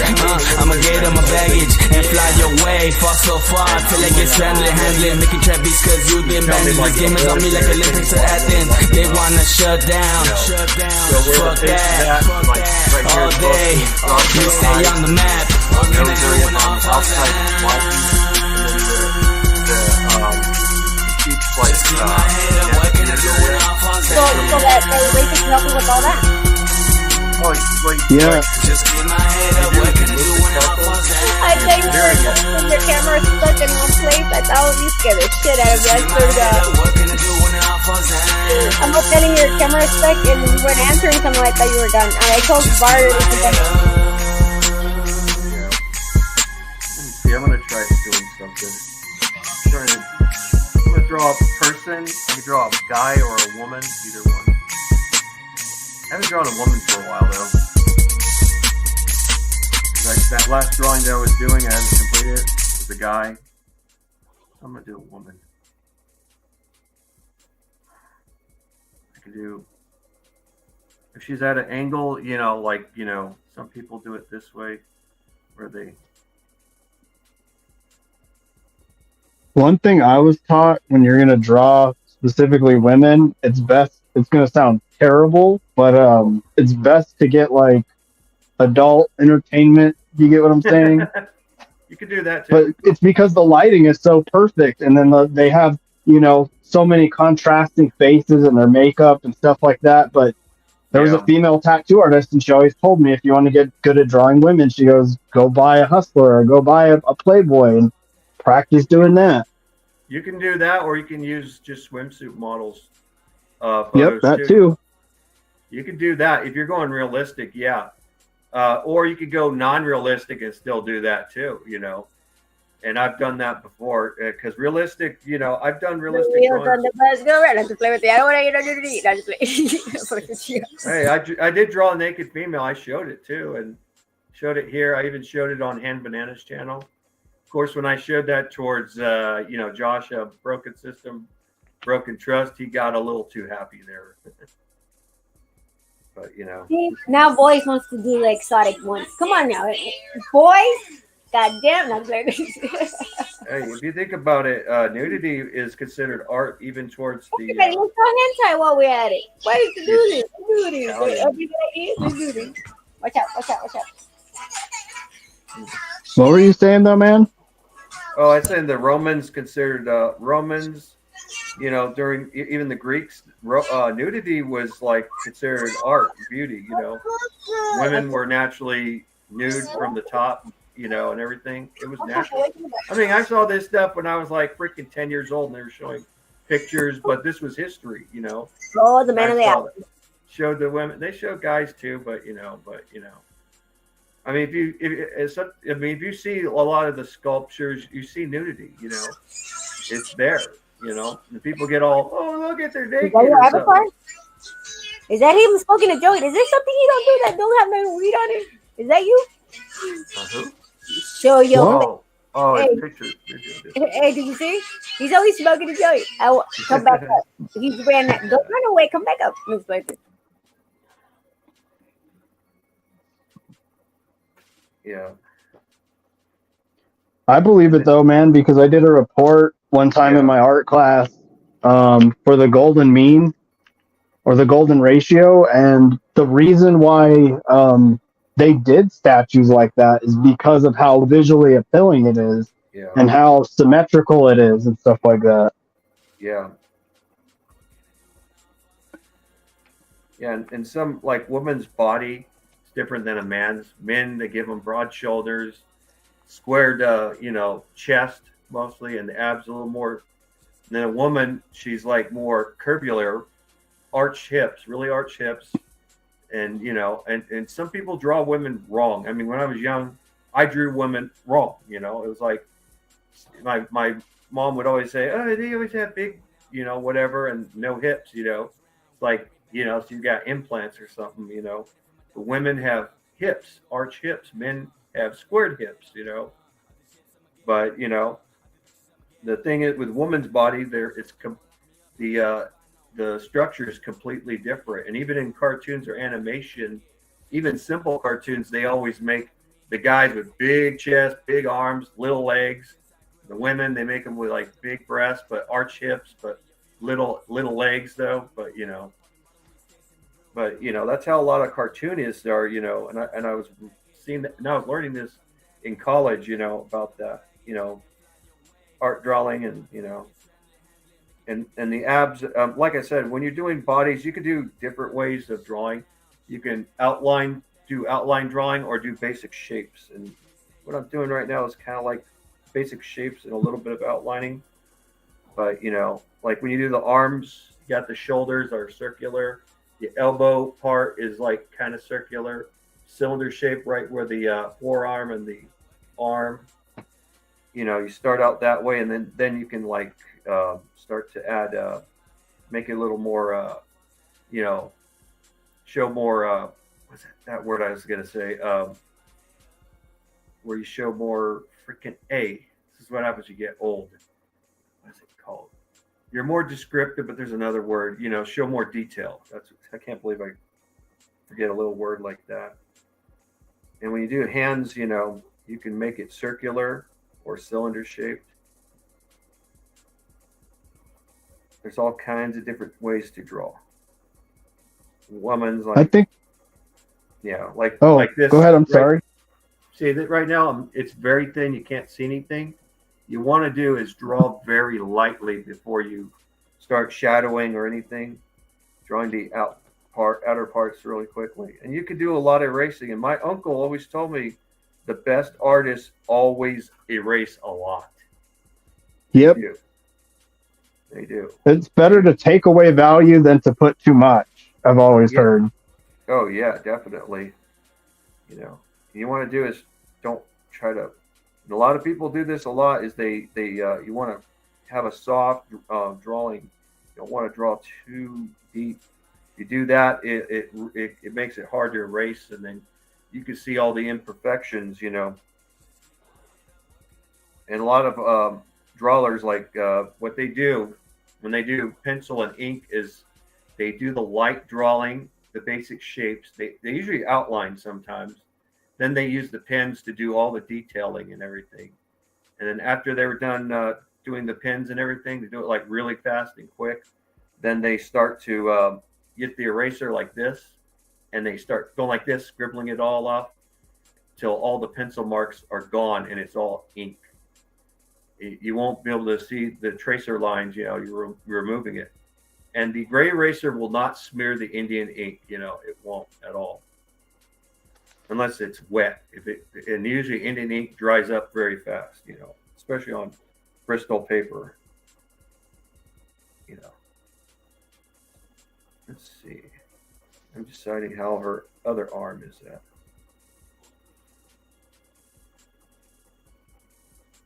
I'm going to have her arm downward.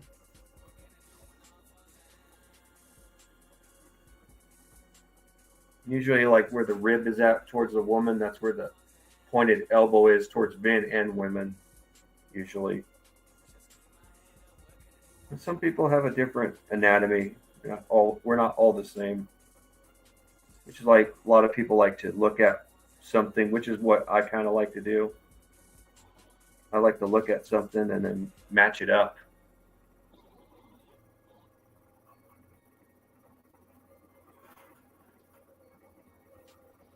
I think a lot of it is you playing around with your own skills. Like people can give you all the advice, but like anything, you got to kind of do it yourself to figure out what works for you, what doesn't work.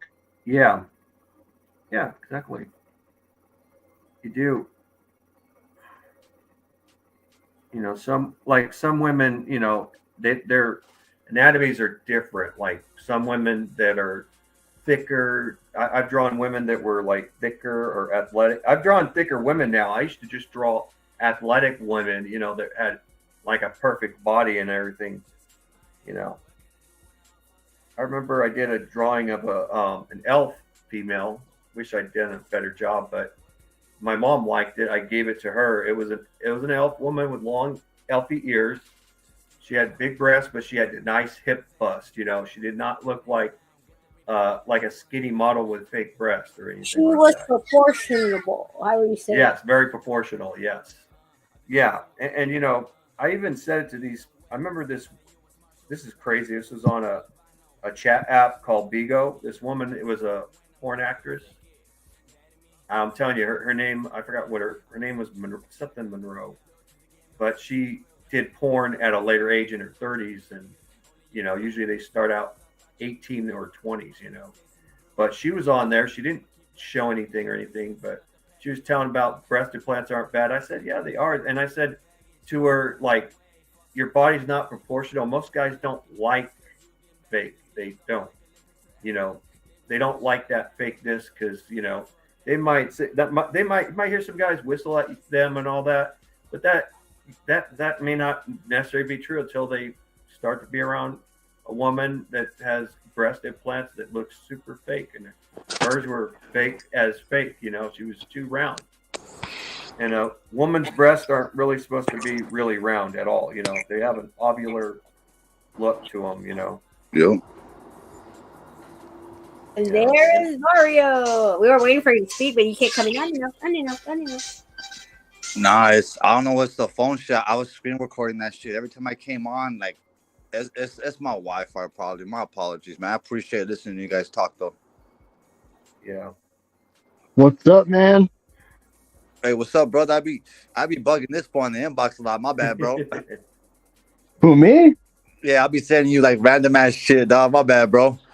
No, you're good, bro. You're good. Sometimes it's hard to relate to people, you feel me? So I chopped it up with you a couple of times, so you're like relatable. I could kind of like, let my guard down and send this bottle some shit in my mind, you know what I mean? Yeah, some of the stuff that you send me, bro, like it takes me back, like fucking I don't know, man. You send a lot of cool shit. I like it. Appreciate you, man. It's very interesting what he sends us. Trust me, believe me. I get all into it sometimes. The music and stuff. Well, like the homie right here, because like, you know how it is, man, for us men, to chop it up over music is therapeutic. I don't know any batos in my area that knows too much about alternative rock, punk, Pantera. So I'm like a rare breed out here, man. You feel me?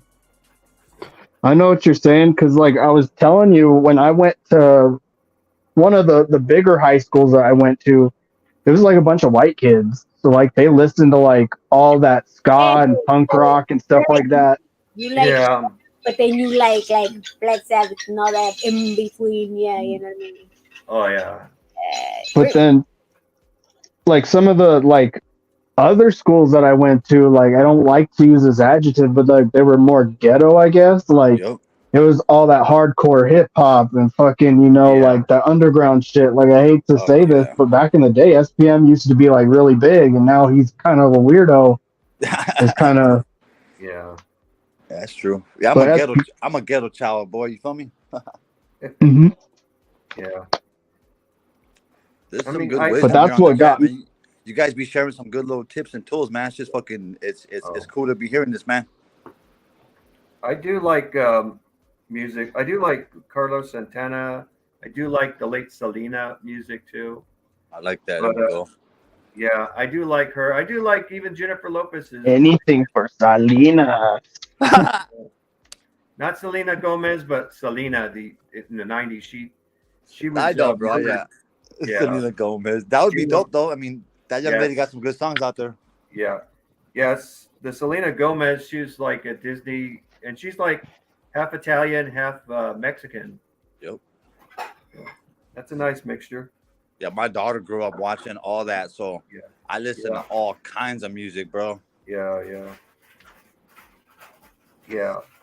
Hey, my daughter's got me listening to country, to K-pop, Japanese, Vietnamese, Chinese. I don't know what the hell they are, but they're mixture from. And she's dancing. We're playing our own music, like Little John and stuff like that. She's dancing to it, but because they kind of mix with it, I don't know. There's you know what I mean. Oh, yeah, K-pop is different. Yeah, my dad likes country music, and he's like Mexican descent, likes country music. He loves Reba. He loves Garth Brooks. Don't like rap. My dad don't like rap except for that Colt 45 by Afro Man though. He does like that.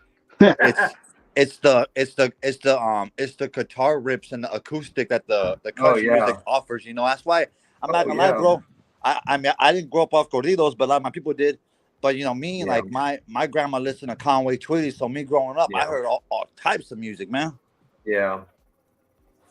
Yeah, if you ever like you're saying Van Halen with the late, what's his name?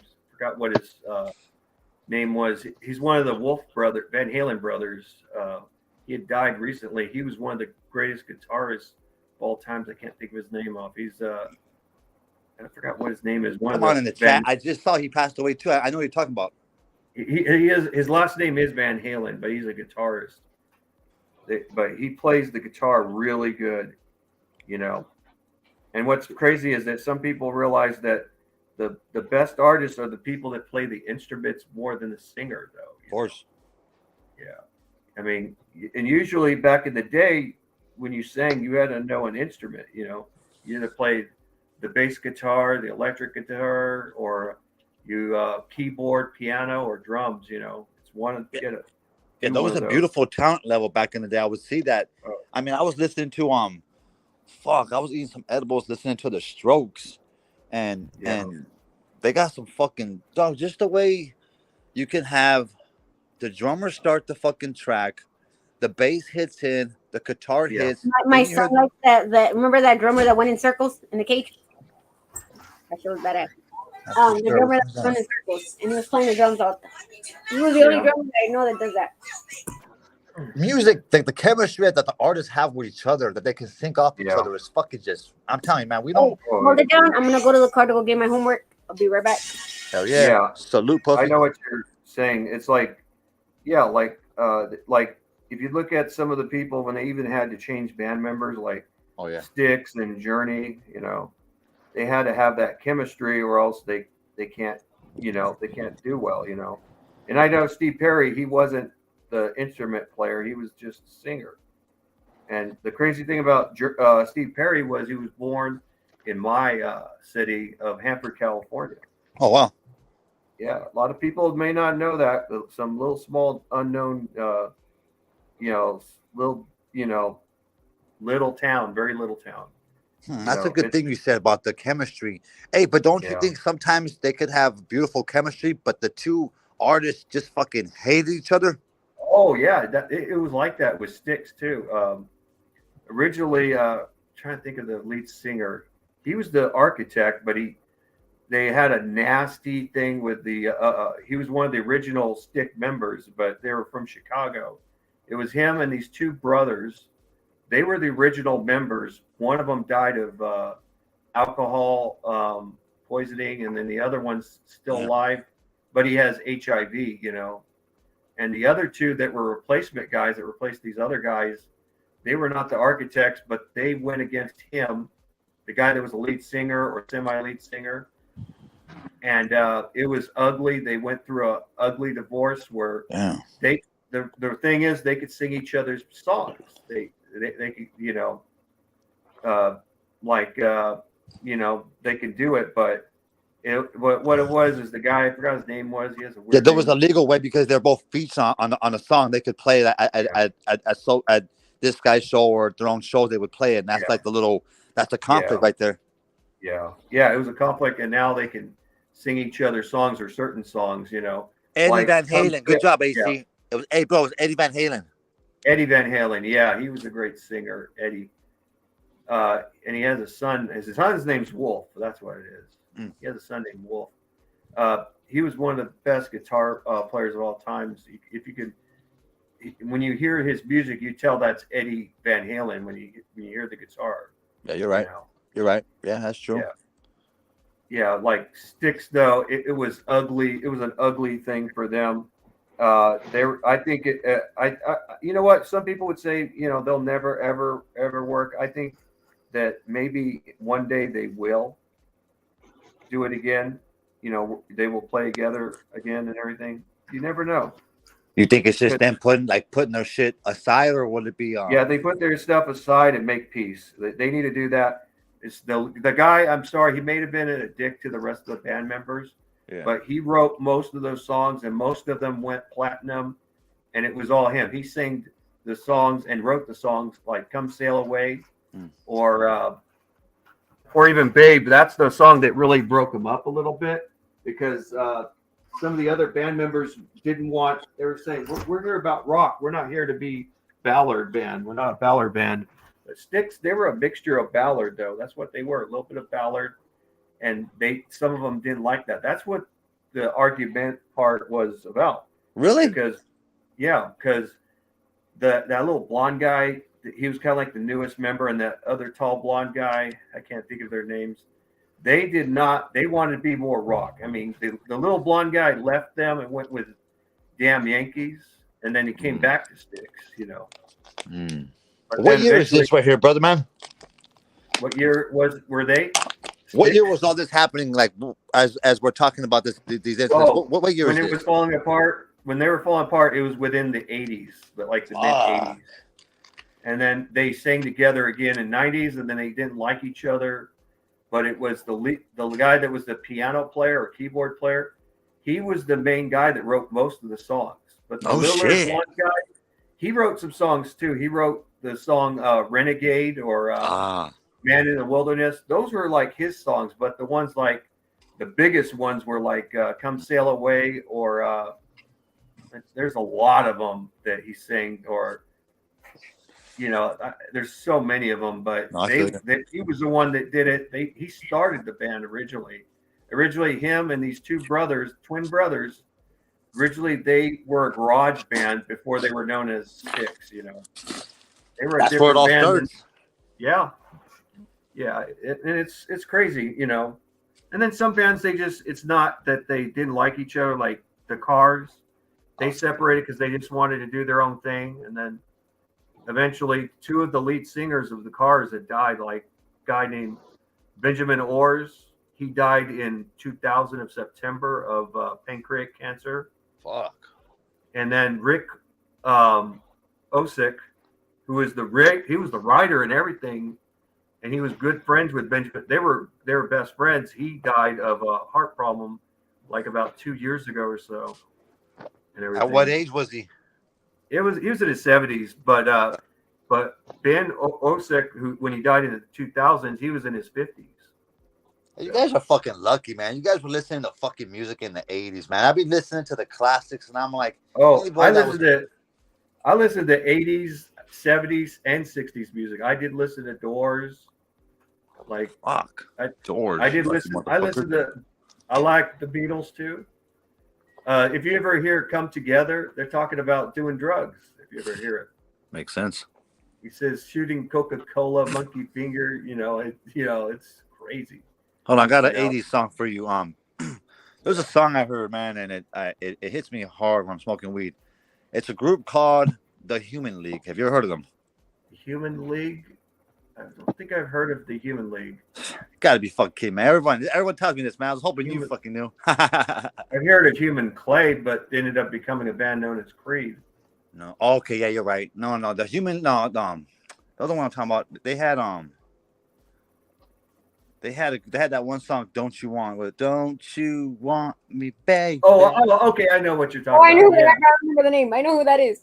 I know what you're talking about. Yeah, that song was encouraging stalking of a female. Different times, wasn't it? Yeah. Oh, I know. I got another one. It was by I think of his name is Ben Mendes. It's called. I'm trying to think of it. It starts out where he says, "She's just 16 years old. Leave her alone." Oh, damn, it's all bad. That was pretty bad. But people thought, yeah, that sounds like a R. Kelly like song, you know. Benjamin Mendes. It's I forgot the title of the song. It was called The Human League in the 80s. That's what they did. No, it was late 80s, I believe, mid-late 80s. But it was a beautiful song, and then the video was kind of like, dude, the way these videographers would hear a song and put it into play, man, the talent level was just different, bro. Let me try it again. I fucked with the grunge a lot, I'm more like 90s. I was fucking with whatever was punk, alternative, everything that was alternative, punk. You know, I was fucking with that heavy. I'm a big fan of Green Day still. Like, Green Day was actually pretty dope back in the day. Like, a homie of mine, he gave me a CD of theirs. Garbage. A CD of Green Day would be fucking classic right now, bro. Mardones. His name is Benny Mardones, and it's called Into the Night. The guy, his family came from South America, even though he looks like a white guy with long hair. He passed away years ago from Parkinson's disease. What a way to and go out. everything. Yeah. And he wasn't really a R. Kelly. They told him, why did they sing that song? She's just 16 years old. He said what it was is he was sitting they were friends of the family, and they were looking at this girl, and they're trying to find a song for Benny Mandros, and he said, she's just 6'8". Don't be looking at her. She's just 16 years old. The guy says, you know what? You can add that to a song, you know. It was because some 16-year-old girl, you know, she looked a little mature than her age, you know, physically. But Benny was the one that said that, and they were writing a song, and that's what it was, Into the Night, you know. That's the song. If you ever hear it, it's a good song, you know. If you hear it. Is this non-objective or objective? It's like the time. I call it the mind of time, which is like I'm trying to do I would call it Alice in Wonderland. You know how the time is not physical. Non-physical. Okay. And then I'm gonna do like the maze. Like you know how to go deep into a hole because I have to do 3 of them. Non-physical. So what do you think of this one? It looks like non-physical because you can't see the time. Yeah. This is I need help or something. So is that Indian ink right there? Yeah. Ooh, nice. Looks dope. So I have 3, and then I have to do three up that 3 physicals. So I don't know what to do on the 3 physicals, but I'm doing the time of the mind, which is you can't see the time, you cannot see your imagination, and you cannot see. Yeah. It's like Alice in Wonderland status I'm gonna do. Yeah. But I have to use only lines, and I can only use black, and I cannot use a lot of Sharpie because then it looks like this. Give me a minute. Yeah. It's kind of hard. Like it looks like this. Mm-hmm. Yeah, I fucked up. I did it too small, and I had to do it again. And I did it in the dark, so mind me. Look. Hell yeah, Puff looks dope. Oh yeah. Let me see. Nice. Oh yeah. Oh yeah, that looks awesome. We had to do these to music, so I did it random. But I did it in the dark, but I did it. I would say. Let's see.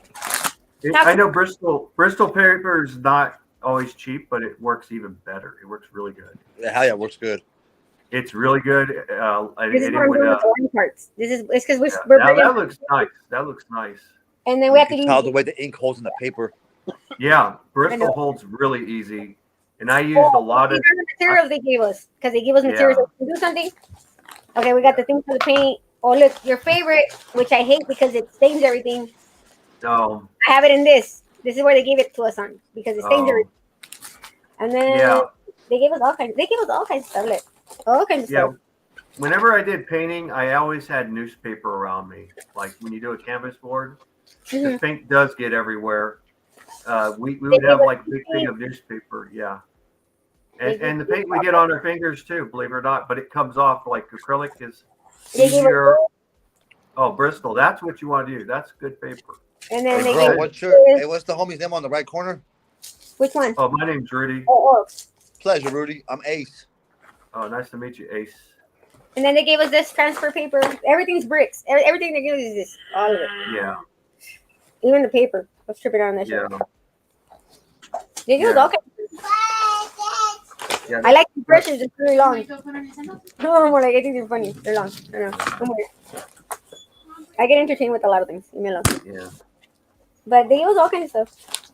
So I have to use all this with lines. I have to do. We're barely beginning the lines right now. It's called abstract lines or something like that. What do you mean, fuck?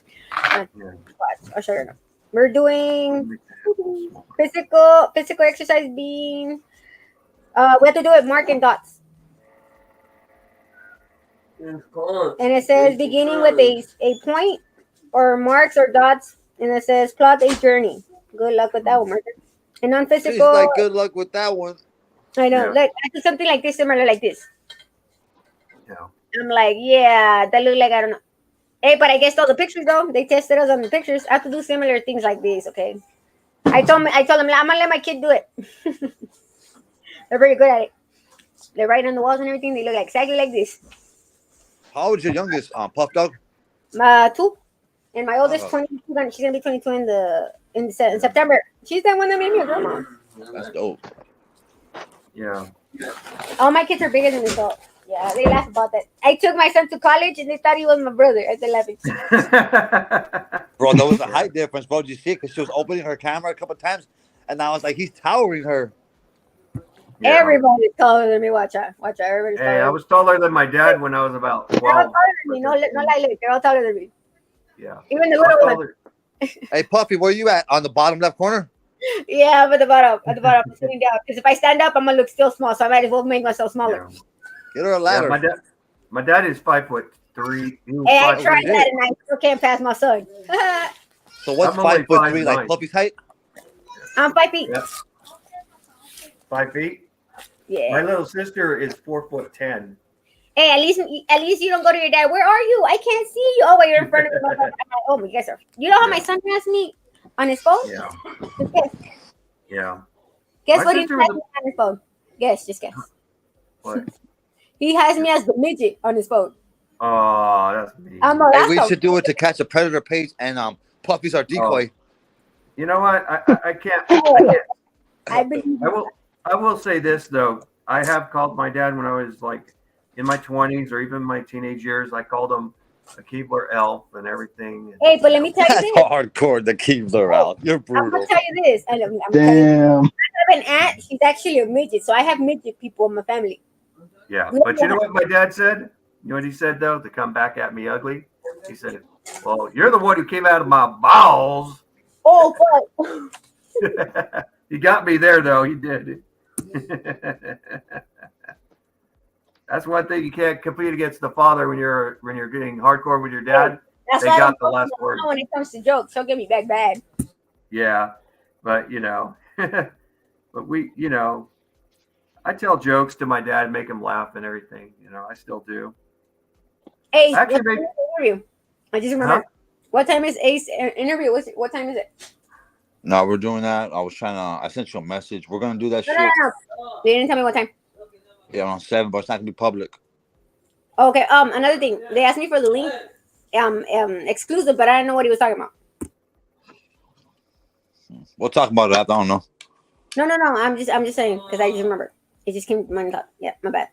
No, we good. I've been talking to him right now behind the scenes, so I'm pretty sure he would have brought it up. It was probably just back then, or he wanted to see your page. Who knows? I don't know. I know that's why I asked because I didn't know. I asked him which one, and then Well, no, I got some cracking later, but it's a Spotify interview. So if I send you the link when you hop on, just mute your mic. Okay, I got it. And give the info to Strange because he asked me. I told him I didn't know where it was gonna be at yet. And that was before he told me where. Well, what's up with that little Friedman interview with Gangish and you and CC Dub? That shit was fucking comical as fuck. He told me hi, and then he started talking, and it went to their combo. I'm like, I guess I'm not in the interview. Okay, I'll just wait for you guys to finish talking. It was good though. It was a good one though, but I'm telling you, I was like, wow, it went from one thing to another, but it was a good combo though. Everybody was all into it. I would say this. I think when you I've done like live streams for like fucking 4 years. When you bring people on, sometimes if there's a good convo going, sometimes just run with it, Yeah. Yeah, I've learned that along this time because that's why I'm doing more interviews to see how it works a little bit more. Because sometimes when people come up and their interaction was just the best. Their little banter was the best, Puppy. And I thought it was the right people to mix together, both of them, because they both had a point and they both know like more about. That's my homie, Chris. Like Chris, really my homie in real life. I don't care if he's a 6-year-old white guy. Like we fuck with him heavy. So like it's all respect, like if he's rude, tell the homie he's rude. I don't want no one to, that feels like a big brother to me. I fuck with him in real life. Yeah, to me, I look at myself as a mutt to everybody. That's right, brother. Half brown, half white, because I'm half brown, half white. And the crazy part is that a lot of people who are biracial, half brown, half white, half black and half brown, those are, they get racially profiled more than anybody. It's fuck yeah. Like someone that's half black, half white, they get done ugly by both sides. You know, the blacks would call somebody that's half black, half white. They call them Oreo or whatever, and they say some nasty shit. They get no respect. It's like you know, I know that feeling of being biracial. You get profiled by both sides. You know. And you know what's weird is there's a new era where these kids kind of embrace it way more than I've seen it in the 80s or 90s or 2000s. Like these kids really embrace that little bit of diversity in them. Before, people were like ashamed. Oh, I'm half whatever or half whatever. You would just say, oh no, I'm full brown, or no, I'm full black. Nowadays, these kids rep it. You know, I'll give this generation that. Although they bully each other hardcore, they're way more tolerant than my fucking generation was. Oh yeah, they are. When I was in high school, and there was a lot of blacks. They were all calling each other names like, they say, oh yeah, look at this guy. He's like Chinese or something, you know, or this guy's Cuban or whatever. They're like talking shit because he had a Spanish last name and everything. They were talking some hardcore shit. I mean, yeah, we hard with our own people too. Like, you mean like if we see a little bit of weakness or something that's different when you're a kid, some of these kids, they don't know how to be little what's that word? Like they don't know how to be accepting, so they're just gonna attack your ass. Oh yeah, it's still kind of that way. Like in track, cross country, when you get involved, but then they kind of like intertwine and they know each other. They talk mess, but they're like friends. They're not. No one's really butthurt or anything. They're just like, you know, keep going with it. And some people might not like it, but it's the way of like, you know, bonding. You know, I mean, no, these kids got thick skin. They be roasting my daughter and her crew roast the fuck out of me. I've in high school. I had thick skin too and everything. And, you know, people would say things about me and I was like, laugh at them and everything. And, you know, I didn't care what they said about me. I didn't even care. I accepted criticism. That's that as a man or even a young man, if you can't take criticism, then you're weak. You've lost, you know. Straight up. You have to be able to take criticism. I'm going to recycle that line. I fuck with the youth heavy. I'm literally going to recycle that same line, brother. Appreciate that. Yeah. Oh, yeah. It's definitely that way. It's that way in life all the time, even as an adult. I mean, I've been racially profiled before, even as an adult, young adult, and everything. You know, I've been profiled where a dentist. I didn't even know this till my mother told me this. I was getting braces, and this dentist, his name was, I'll say his name because he's already probably likely dead. His name was Henry Genus, old white. Oh, I know. But he told my mom that I'm a gangsta just because I wore a Chicago Bulls coat, and I wasn't like, you know, I was light brown, and you know, to him I was like brown, but you know, and he said that I'm a gangster and I eat gangsta food or whatever. Fucking that's my mom couldn't say it to me though, you know. He'd call me Tiger, you know. That's all he could do, you know. But you know, he put all my braces wrong though, you know, when I was a kid. But you know, bastard. Hopefully he's still in practice. Let's give him a bad review. Yeah, well, he was an old guy. He should have never been an orthodontist at that time. He should have retired at that time. And my mom, you know, braces cost a lot of money back then, and they still do, you know. Yeah, but now they got payments, bro, where it's like just $50 and you're in debt for 10 years. Yeah, the same thing, you know, like, you know, crowns on molar teeth cost like between $1,000 to maybe even $1,200. Yep. Just the molars. And I'm going down south. Front teeth are like $800 for a crown. Hey, there's actually a good spot in Puffy's area too with the teeth. Yeah. Oh yeah. Right now for us, if you're low income or no income, for no income people, it's absolutely free. Really? Yes. No, that's not true. Actually, that's not true. For molars. Yeah, I've got terrible teeth, bro, and they want to charge me still. Well, it depends. If you have no income, it's totally free. If you're low income, they'll charge you like $200 or $300. That's what they do. I mean, I know this because I just found this out. I was just like, I think it was last year in the, they were going to charge like about $300 to $400 for a molar tooth, and now it's free, freaking free, you know, for just a molar right here, you know. Where do you live at? I live in Hanford, California. That's what's up, Cali. Yeah, that's how it is in California, though. It is a new law they passed and everything. And I'm out here in Utah. Oh, yeah. Yeah, I've been to Utah. For real? You're in Utah? Nah, I'm just fucking around. Oh, Oh, I was like, that would suck, man. You know what happened when I got into a car accident in Utah, right? Yeah. And fucking I got into this crazy ass car accident, right? And only in Utah can they sue you at like yeah, they ended up suing me for the medical bill, and not only What once the but fuck? twice. yeah, Yeah, Utah's different, my boy. I got some people out there. yeah, yeah. I've been to Yeah, Utah they don't before. play. Yeah, I Driven seen that through though. there. You know, I used to drive. I went through there during actually through West Hills College. We did a Grand Canyon trip. We traveled to Utah, then all the way down to you know, even through Nevada, and then all the way to Arizona. Nice. Yeah, and we Hey, do you, actually, hey, do you yeah, smoke weed, dude, or no? me, no, I don't. My dad does. I don't. Do you drink alcohol or no? I drink a little alcohol once in a great while. That's what's up. Yeah, the reason I don't drink very much is because of my chronic headaches. They make them worse. I feel you, dog. I'm epileptic, bro. I feel you.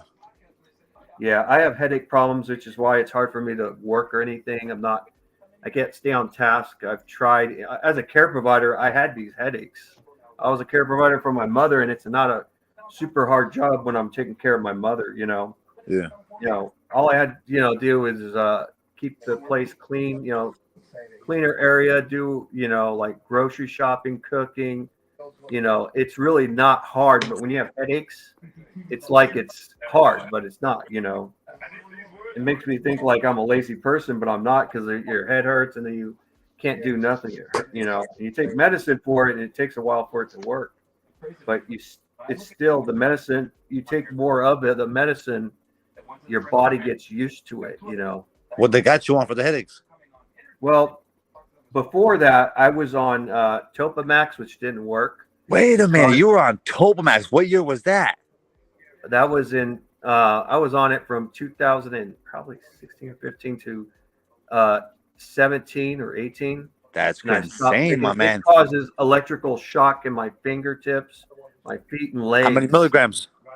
I don't remember the milligrams. But Bro, I was there on a medicine- I was on Topamax when I was 18, because I was having some real bad Yeah. seizures, and then they found out that Topamax wasn't the right medication for it. Yeah. And I'm waiting on I went through because there's I got contacted by someone else, and apparently that medication is fucking us up. So I'm in I got like 12,000 in the loop that they owe me.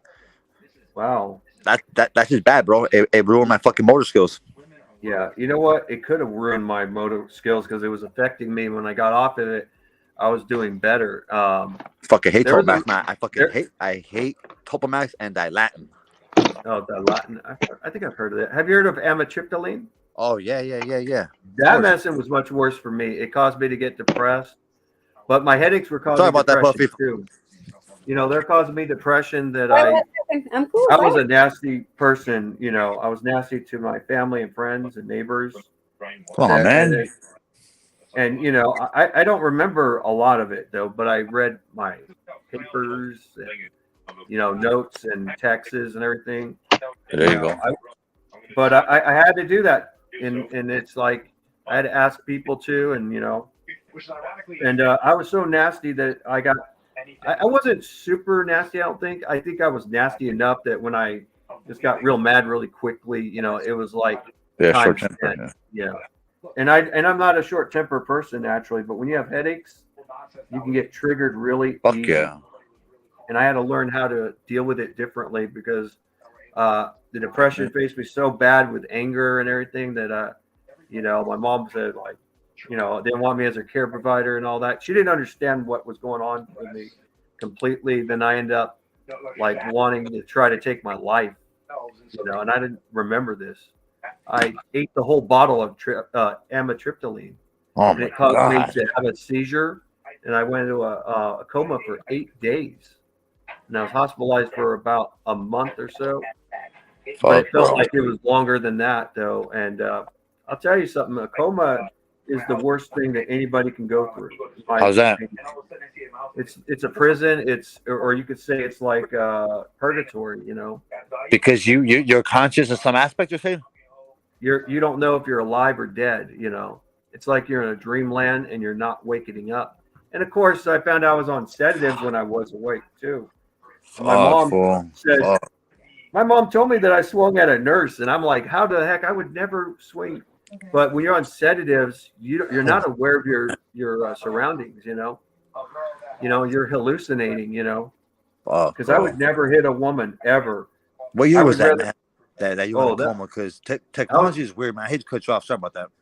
Oh, it's no problem. I was in a coma May 30th, 2017. Fuck, that was pretty recent, man. Yeah, I hate hospitals, but some of the nurses, I was like hallucinating, thought I was at my parents' house, thought I was there. I was in the hospital. I even called the nurse mom by mistake.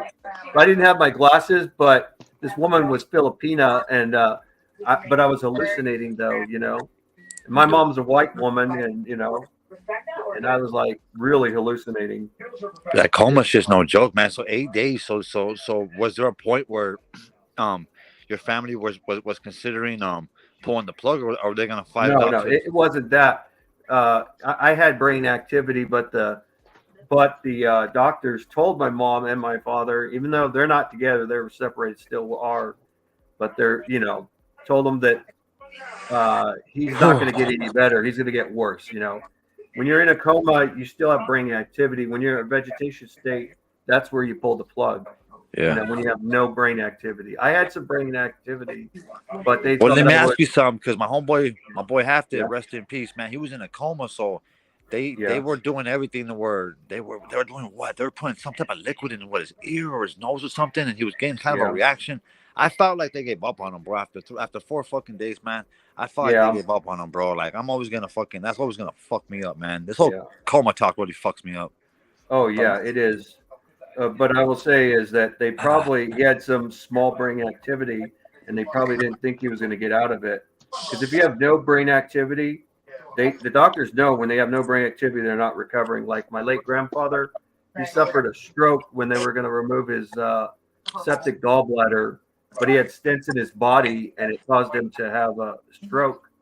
And he went into a vegetation state. He wasn't in a coma. His brain was completely dead. His body was alone. We pulled the plug because he would never recover. When your brain is completely dead, your heart is beating and everything, your lungs are breathing, but your brain, there's no activity there. The brain's dead. We had no choice but to do it. It was the hardest decision, but for me, there's brain activity and everything. That's the hardest thing, dog. When you gotta pull when you gotta see a loved one with all those tubes in their mouth, and you gotta make, and then like the family makes the decision to pull the plug. That's what I say, dog. Fuck fentanyl. Rest in peace, Hafted, man. This whole conversation got me all sad, man. Yeah, but I'll tell you something though. My mom, they said that I was gonna make it, but I did. I've cheated death. This would be the second time I've cheated death in my life. Yeah, you're a blessing, fool. As a baby, I had an umbilical cord wrapped around my neck, and I was dead for a few seconds. And then they put oxygen back in my lungs, as a baby, and I was born purple blue, Hold on. Yeah, and I survived it, but I had seizures as I was like 3 years old till I was about 8. They tested me for seizures at the age of 10, and I tested negative for seizures. And I believe that umbilical cord nerve damage caused me to have seizures. So at that age, what are they prescribing you? Oh, when I was a littler kid for seizures, they had me on phenobarbital, and it was making me sicker. Yep. That's like crazy. That was insane, huh? Yeah. Well, especially for a child, man. Yeah. Phenobarbital is like a barbiturate. That messed you up. Oh yeah, and it was even we had This is America. Dog.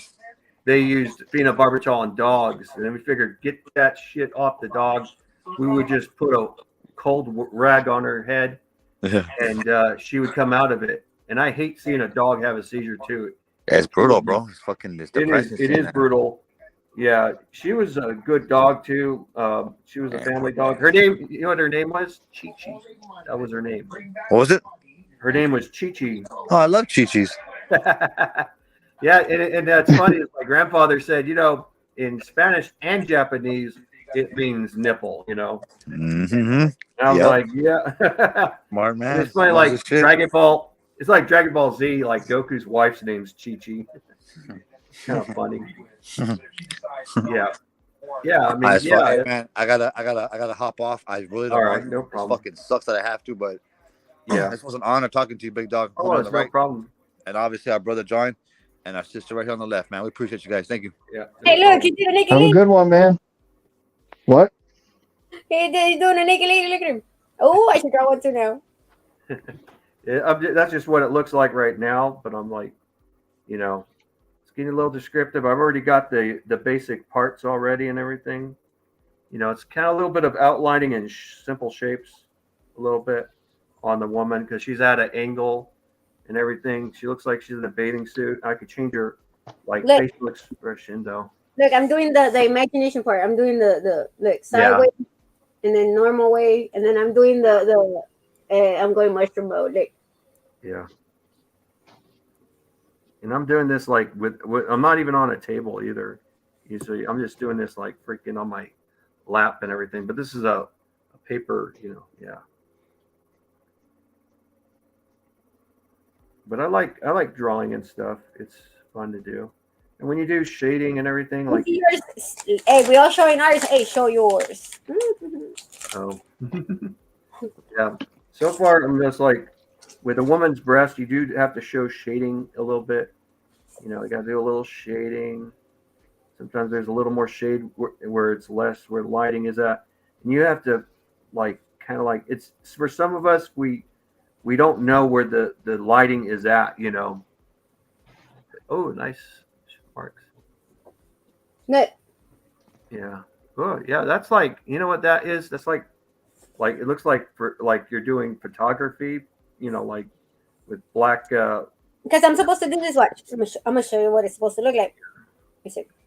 Yeah. It's supposed to be similar like to this, but I can't. I'm like it has to be curved. It has to be rectangular and curved. I can't say that goddamn word. Let me go back to it says we have to do non-object adjectives, and we have to do 3 of them, and then we have to do. Let's see. Make 3 non-objective drawings, defining physical experience through the lines. Vary your use of the lines and weights, and describe the physical spaces. And then it says mark 3. It says non-objectives and says drawing the map. A non-physical experience, how it is an experience, define the non-object visible image, and they say how do you translate it into an experience of lines. Yeah. Yeah. What So I'm I drawing right there. lines? Yeah. That's what I understand. Yeah. Yeah. What I'm drawing is kind of like I'm like in the cartoon, like. Look, here's another sample. Yeah. Oh yeah. Yeah. That's another sample for the homework. Yeah. There's all kinds of examples. If I should do it with my kids, I'm gonna tell my kids to draw something like this because they already do it on the wall. I might just do it on here, but like, Yeah. or I we like can't that use kind of color. thing. I guess every art college classes, they're all different, and sometimes they make changes every year on the critiquing and everything.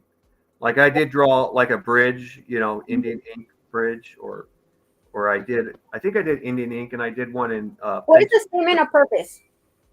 Huh? Statement of purpose. What does that mean? Statement of purpose. Ooh, that's a little bit super general. It says statement of purpose are require only final design problems, and these 6 drawings may not be it. Might be this is so. Wait for your instructor to tell you if you need a statement of purpose. This activity, if the require is a submit statement of purpose for each drawing. Goddamn problem completing during the course, and then it says estimate purpose submit it on this assignment. They said days after submitting your project and Google Slides. I have to do it in Google Slides. Goddamn, I forgot about that shit. For lines, your statement should be focused on the final 6 drawings, 3 describable physical and 3 non-physical experiences. So how do I do that? I don't know. I spoke too fast. Yeah, with me, it's like completely different because I did college. When I did art colleges, I was more kinesthetic, and I just did the drawings. They just taught simple shapes, and for for the advanced drawing. I learned about dot rendering from the beginning drawer, and then also did more of it in the advanced, like dot rendering, line rendering, and even pencil rendering. Learned all that. It was like, and then What is begin with a point for mark or a dot, and it says plot a journey. The student are a dot. As you move, you generate lines, and then it says these lines are actually implied of physical as between the eye and a given targeted. And it says at a time passes, the trace of a liner record of your passage begins to move to the acted upon. This moving line describes the potential plane, a shape, or a field, and the initial problem could be handled in a variety of ways. You could do a diagrammatic, whatever the hell, map to your house construction of if you were traveling by foot or by drone. Well, missiles, what? You could make records of the real fantaside, whatever. Can't say that word. yeah. Journey of the map. So what does that mean? The point and the marks. What does that mean? Yeah. What do I gotta do? I know. Let me read it. Hold on.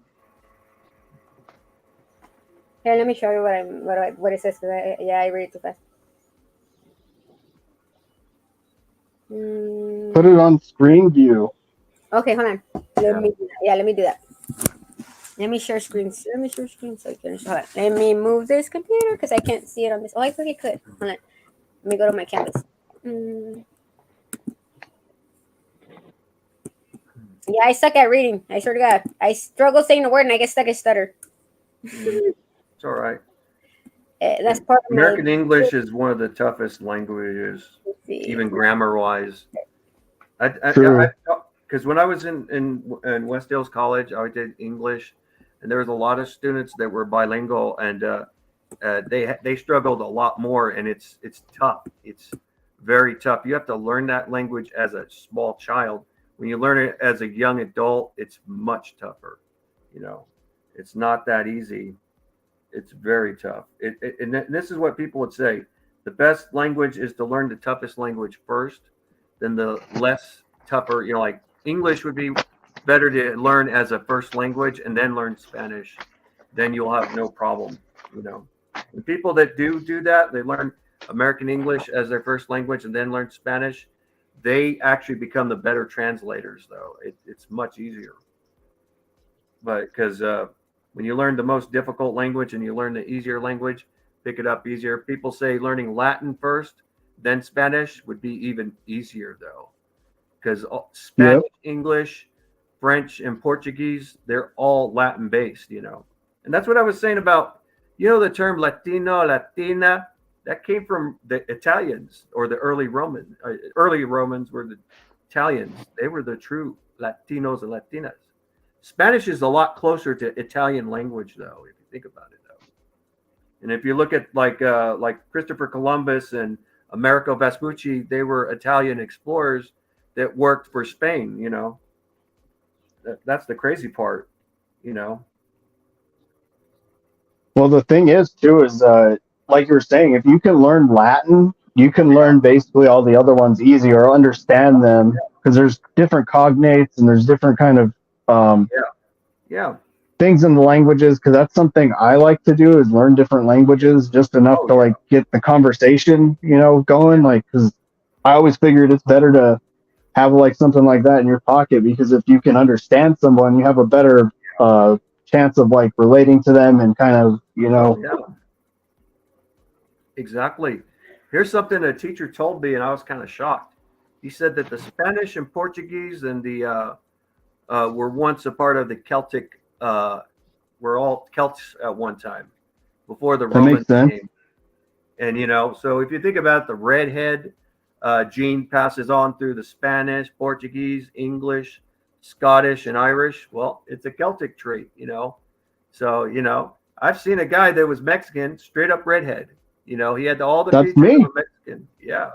And that's me. I have literally blood red hair, and I can get super dark in the summer, and you'd never even know that. Yeah. Well, this guy though was like, he wasn't dark, he was light, but he was straight up redheaded, freckled, and everything, but had Mexican features though, you know, because he got that from his Spanish part of the DNA, and it just comes out. You can see like even my dad's family, we're not like on his brothers, we're not all dark. His second oldest brother was the darkest one. The second darkest was the eldest brother. And my younger uncles were the lightest ones. They were actually lighter than I was, you know. I had an uncle, they called him the White Ghost, sometimes I call him Uncle Wedo or something, you know. But you know, he was really light, you know. But he had dark hair though, but very light skinned though. Yeah, some people are like some geneticists. They almost Yeah. think that red hair came from the Middle East. A lot of people in the Middle East have red hair. Is what's crazy. Yeah, well, the Middle Eastern people, like my teacher Bob Hall would say, is they're mostly Caucasian. And the Middle Eastern are a mix of European and Asian, and maybe a little bit of African blood too. Like, you know how some people said Jesus is black, Jesus is white, Jesus is Asian. Well, everybody is absolutely right. You know, it's all above, you know, because Jesus was Hebrew. That's what he was, Hebrew. This is true. And the first Christians were not Italians or Romans. They were Hebrews originally. And the Bible, the New Testament, was written in Hebrew, not Latin. Latin, it was translated to Latin, you know. And that's why a lot of Protestants, and, you know, there's always a division of, because there's always been arguments of the New Testament, and, you know, like, you know, you have Catholicism and you have the Protestant beliefs, you know, the unorthodox churches, it's another one. They're similar to Catholic, what are they called? But they're not Catholic. They're Lutherans, you know, they have a different belief. And, you know, my grandfather, he grew up Irish Catholic, and he didn't believe in Catholicism. He switched to the Orthodox, you know, instead of going with the Catholicism. And, you know, there's some people, it's really crazy. And, you know, I'm not here to judge anything. I'm just saying that's just how it is. You know, some people, you know, or some people believe in both the New and the Old Testament, who are known as Judo-Christians, like Ben Stiller's family. They're Judo-Christians. You know, his father, before he passed away, was a Judo-Christian. You know, even though he was a Jew, but his wife was Catholic, Irish Catholic. But then they put a belief together, and they became Judo-Christian. They celebrated Christmas, Hanukkah, and all the other holidays together. You know, all the Christian holidays and Jewish holidays. You know, like the kids, the Judo-Christian kids, they celebrated Hanukkah and Christmas, so they had a lot of, you know, a lot of holidays to celebrate. So you think about it, real positive, you know. But, you know, but to me, I don't look at religion like, I don't judge people on their beliefs. They can believe however they want to, you know. And there's no judgment call for me on that. You know, I respect all religious beliefs. Me too, man. I mean, to each his own, and not only that, you got to figure everybody comes from different walks of life. Whatever works for you may not work for me. Whatever works for me may not work for you. Yeah. I'll tell you something really interesting. Speaking of religion, it kind of goes with ethnicity. My late Uncle Sal, he was my dad's younger brother. They're like close in age. People thought he was Arab, you know, but he was Mexican and native descent.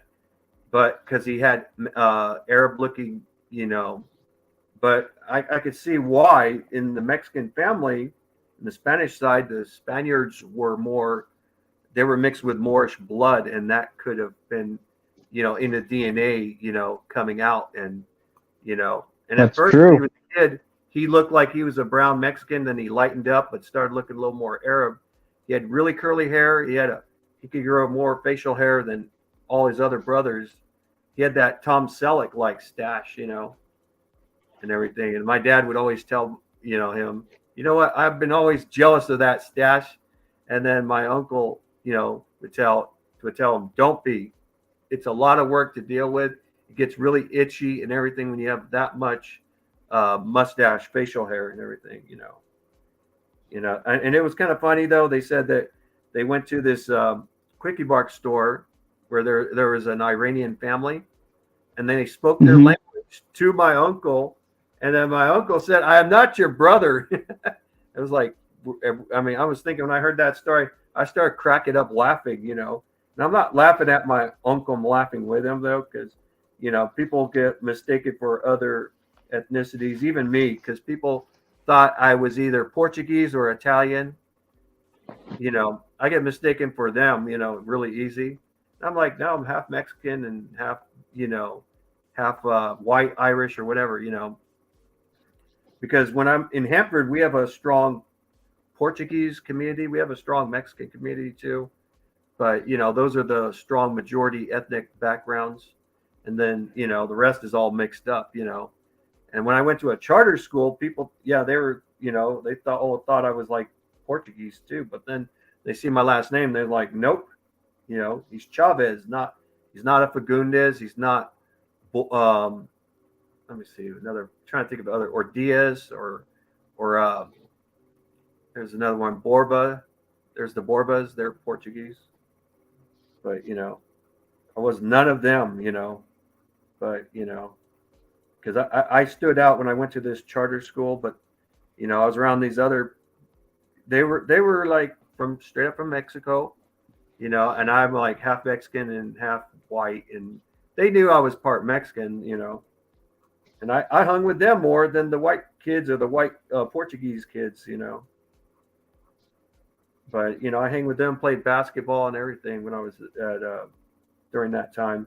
Because I wasn't used to being around, I went from a hoodlum school called Woodrow Wilson from 7th to 8th grade. And there was 1,000 students at the time, which was a mixture. We had lots of Mexicans, blacks, whites, It was like a big trio. But I went to a country school, which was 400 students from kindergarten to 8th grade. I was really small, it was really small,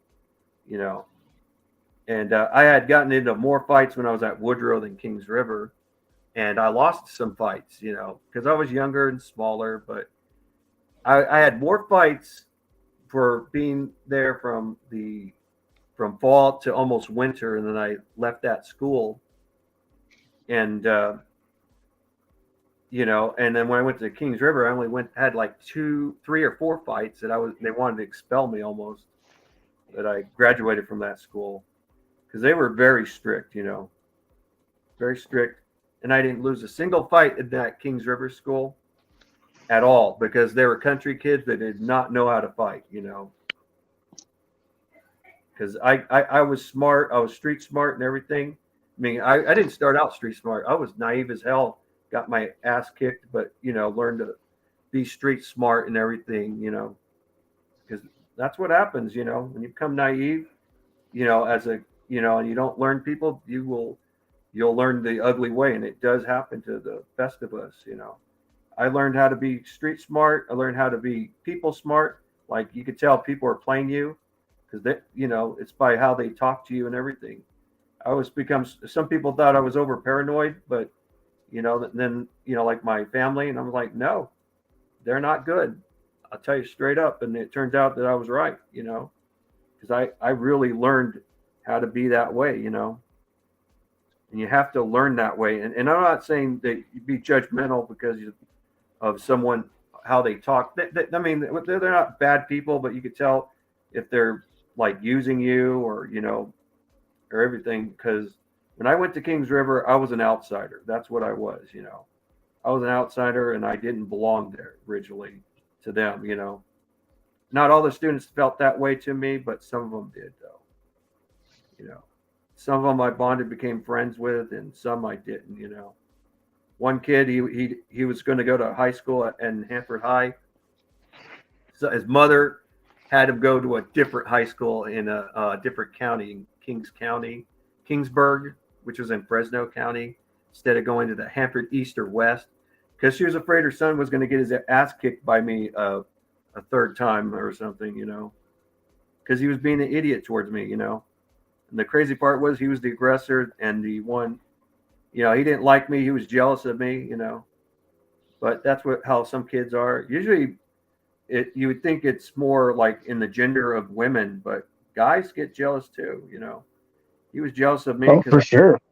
he got jealous of me playing football, basketball, and baseball. He got real mad that he hit a pop ball and it wasn't really that great of a ball. I just didn't even run that fast and caught the ball like it was nothing. He said, "Oh, you got lucky, like I'm not skilled or something." But but he was jealous with envy, And if I shot a 3-point, he said, "Oh, it was your birthday," He talks shit, but I was like, what you gonna do? And and when I got into a fight with him, and this was at a park, we were on a school field trip on a park. Mm-hmm. Broke my sunglasses and I broke his face. I punched him up, and I jumped on top of it. I gave him a straight right. He went down, jumped on top, and beat the crap out of him. And then an 8th grader pulled me off of him, and then he, like a coward, hit me in the face while I was being held. But it had nothing on it because he was already, busted up weak. But he lost that fight. They stopped it. They were going to call the sheriffs on me like I was the aggressor. He was the aggressor. He started the fight. And, and he got whooped by me. He knew he had no business fighting me, But that's why his mother didn't have him go to Hanford High. But I have nothing against the guy or anything, but, because we're just kids and all that. He could be mature. I've heard of some people, they just become better people, it's just that way. And people thought, oh, I was the aggressor, but I wasn't, I just don't take crap from nobody, I'm a pretty calm person. And, the superintendent thought I was an aggressive person. And I was like, no, I'm not aggressive. I don't let nobody put their hands on me. They put their hands on me, I'm going to they're going to feel my wrath. And that's just the way it is. That's the way I grew up from my dad. He never said, don't let no one put their hands on you. Then, defend yourself. And, and I did that, but, but it's not, and I know people say it's a Chavez, people say it's a Chavez thing, like in my family of us males and everything. Cause my dad, he grew up poor, but he grew up with brothers. He had 6 brothers. He was the 4th oldest brother, and he got bullied by his 2nd oldest and 3rd oldest brother. His oldest brother never bullied him at all, but he was tortured, got into a lot of fights, but didn't lose a fight to anybody except for his brothers. That was it. When you're a younger sibling, you rarely get beat up, usually, not always, but it depends. Just like my little brother, he never got beat up by nobody either, but he would have if he went to Woodrow like I did, but that Woodrow changed though, because they built another junior high school, and it was called JFK, John Fitzgerald, Kennedy. Of course, people said it's not really that. It's called JFK stands for jail for kids, making jokes about it. Yeah. And what it was is Woodrow didn't have the South Side kids there mostly. Most of the South Side kids went to, JFK because they're, because it was more, I guess it was a little more, I'd say they're pretty close to each other. Woodrow was a little more south, but they had all the kids from probably from 11th Avenue in the South Side area, or even from Home Garden, Phillip Street area or whatever, put them all there. And then they would put all the North Side kids from the North Side of Hanford. And, they did it that way. And there were more fights, it lengthened the school though. Instead of having 1,000 students in Woodrow, it cut that number by more than half. But it's probably like now it might be 1,000 students in Woodrow again, but they have more teachers and everything. But it's changed. The population in California, Hanford, went from originally it was about 20,000. Now it's about 65,000 or more, you know, and it's still considered a small city town, you know. But like LA or anything, that's like in the million number. Fresno, it's in the 100,000 population, like maybe 2 or 3 or 4. I don't, it depends on what part of Fresno.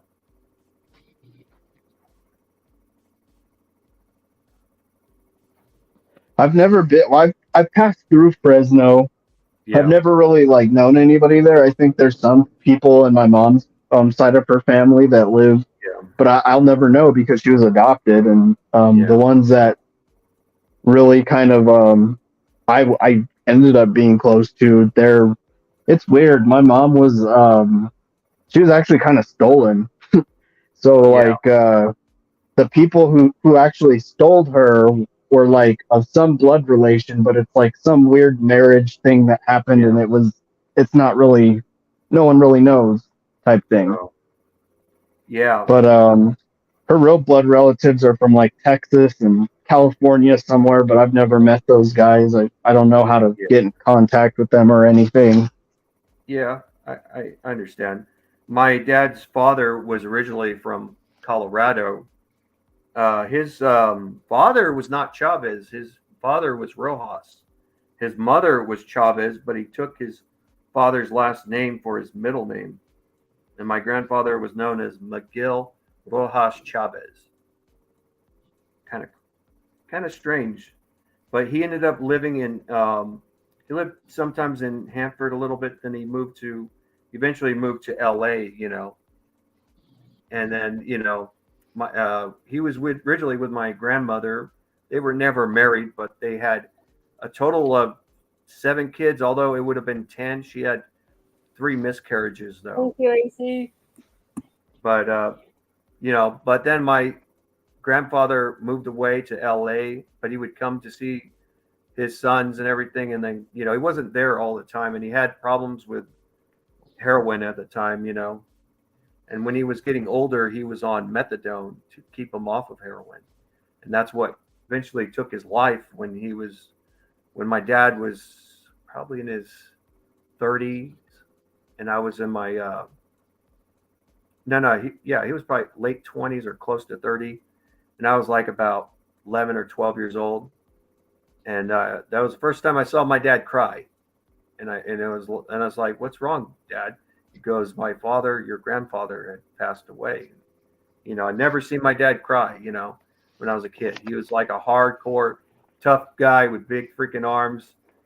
You know, I saw my dad cry because he was drunk, and he would cry every time he would drink, oh, and I would make fun of it because I oh, thought it was funny. But only when he would drink, he would cry. No, like oh, I'll tell you something though. My uncle Mike, the oldest one, before he passed away, I was in my 20s. He called, and my dad wasn't there, but he was telling me how much he loved my dad. He would let no one hurt him, and he was crying. He was drunk too, but he was crying and everything. And then within a few weeks, he passed away. He passed away from a diabetic coma because he was drinking too much. And he was in New How does Mexico. that happen exactly? Because I always wondered about that. Is it like from the sugars and the alcohol, or what? Yeah, it is the sugars and alcohol. They're alcohol sugars, and if it's too much, and you can if your blood sugar drops and everything, that's what it was. He was gaining weight, and he probably might have became type 2 diabetic. And I'm only saying probably because I don't know for a fact. But when you start to become diabetic, it's normally type 2. Type 1 is because you're born diabetic, like when you're younger. Like my grandmother, my mom's mother, she became diabetic due to old age. The pancreas was weakening slowly. That's how it usually happens. But when you're young and you're diabetic, it's really bad though. The type 1, you have to be careful about your sugars. You got to take insulins or medicines that are like insulins if you can't do insulin. But my grandmother, she became diabetic. Trying to think of how old I was. I think she became diabetic when I was in my late 20s, or early 20s, mid 20s. It's hard to remember. And when I became her care provider, I would prick her finger and test her blood sugar. And her blood sugar would have to be between 80 and 150. That's the good levels. Every diabetic's different. Than they're not all the same. They're different for certain people. But that was her blood. I mean, I went by what her doctor said. And told me what she should eat and what not to eat. It's really hard to tell a woman that. I would make her. She liked making these apple turnovers. They were like so addictive, so good. But I made her a diabetic friendly kind where I used Splenda, sugar-free applesauce, and I used whole grain wheat flour. It's not bleached at all. I made it for her, and she ate like a lot more than she ate like 6 or 7 of them, and it raised her sugar, because she ate a lot of them. But how can you not tell her, it wasn't super bad, but it's better to live life than not at all. But you got to, I still watch out for her. Like they were saying that she couldn't eat grapes or even like cherries or pluouts because they will raise your sugar really high. But if her sugar was really low and she ate one of them, like say it was like at 60 or below that, a grape would raise her blood sugar up to a normal rate. But they said fruits that she should eat would be like pears, apples, maybe sometimes strawberries, but and they wanted her to stay away from starches, for because those yeah, produce a lot of sugar, right? yeah, sugar, gluten, and but it also slows down the breaking down the sugars. And that's the thing for us, for regular people too, that aren't diabetic, is the people who gain weight the most. It's not always sugar, but also starch. Like you get that from potato chips or even from eating wheat products, noodles, and all that. That's what can increase. And I remember the Atkins diet. Atkins was getting people off of carbs, like high carbs, like carbohydrates. And I remember this one Asian comedian. You probably saw him in Harold and Kumar's movies, but he's the little fat Asian guy. I think he's Korean. Yeah, I know who you're talking about. The guy that's at the party. Yeah, he's at the party. And he's like, "Who wants some Buddha?" Yeah, he's that all guy? like, "Hey," yeah, he goes, "Hey, hey, poor people, I just got a promotion, so you can all suck my yellow dick." And he said that to them. It was funny, messed up funny, but yeah, that guy, he's a pretty funny guy. But yeah, and he said that, oh yeah, Atkins, he's racist because he said we can't eat our noodles and rice, man. He's just trying to kill us Asian people off, because that's all what we eat. He was saying that, jokingly and saying that, he was calling Atkins a racist and everything. But Atkins died though. He was saying all this other stuff, but some of what he said was true and some of it wasn't. Because eating nothing but fatty foods but no carbs, like meat, like eating nothing but meat and less vegetables, it's bad. It actually caused your cholesterol to go up and everything. And sure, you might be small or something, but then your cholesterol is not good. You got to balance things out. You got to have fruits and vegetables for the fiber and to build up good sugars. You got to have. This is true, especially in your blood. I think I'm trying to remember the RH factor, and then the blood sugar is I think the type is your blood sugar, and then the RH factor is your protein in your blood. Like when you're born, you inherit your father's RH factor automatically, meaning you're positive or negative. Screen, but I'm back. Everybody keep going. Carry on. Yeah. Like my dad, he's AB positive. My mother's A negative, and I'm A positive. I inherited my dad's RH factor, but I inherited my mom's blood type. But I can't give blood to my mom. I can give blood to my dad, though. He can receive blood from A, B, or O blood, See, O blood people are rare, but O negative is the really rarest blood type. In fact, that blood type is so rare that it's probably not even heard of. But people think that Sorry, I'm AB, covering the camera. yeah, it's all right. Yeah, people say AB is rare, but it's a universal blood, though. It just means universal receiver. And O blood is a universal donor. So O can give blood to anybody, you know, like O positive can give to anybody who's positive. O negative can give blood to anybody who's, any negative. And like AB people, they can receive blood from, like my dad, he could receive blood from me. He could receive blood from people with B or O, or even AB themselves. But the best donors are usually people who are either A or B, usually because it's most common. I think A is the most common blood type, because if you look at it, most people are usually A or they could be AB, but you might see some B blood people. But you know, my mom, when she had my sister, she had to have a blood fusion because it would kill.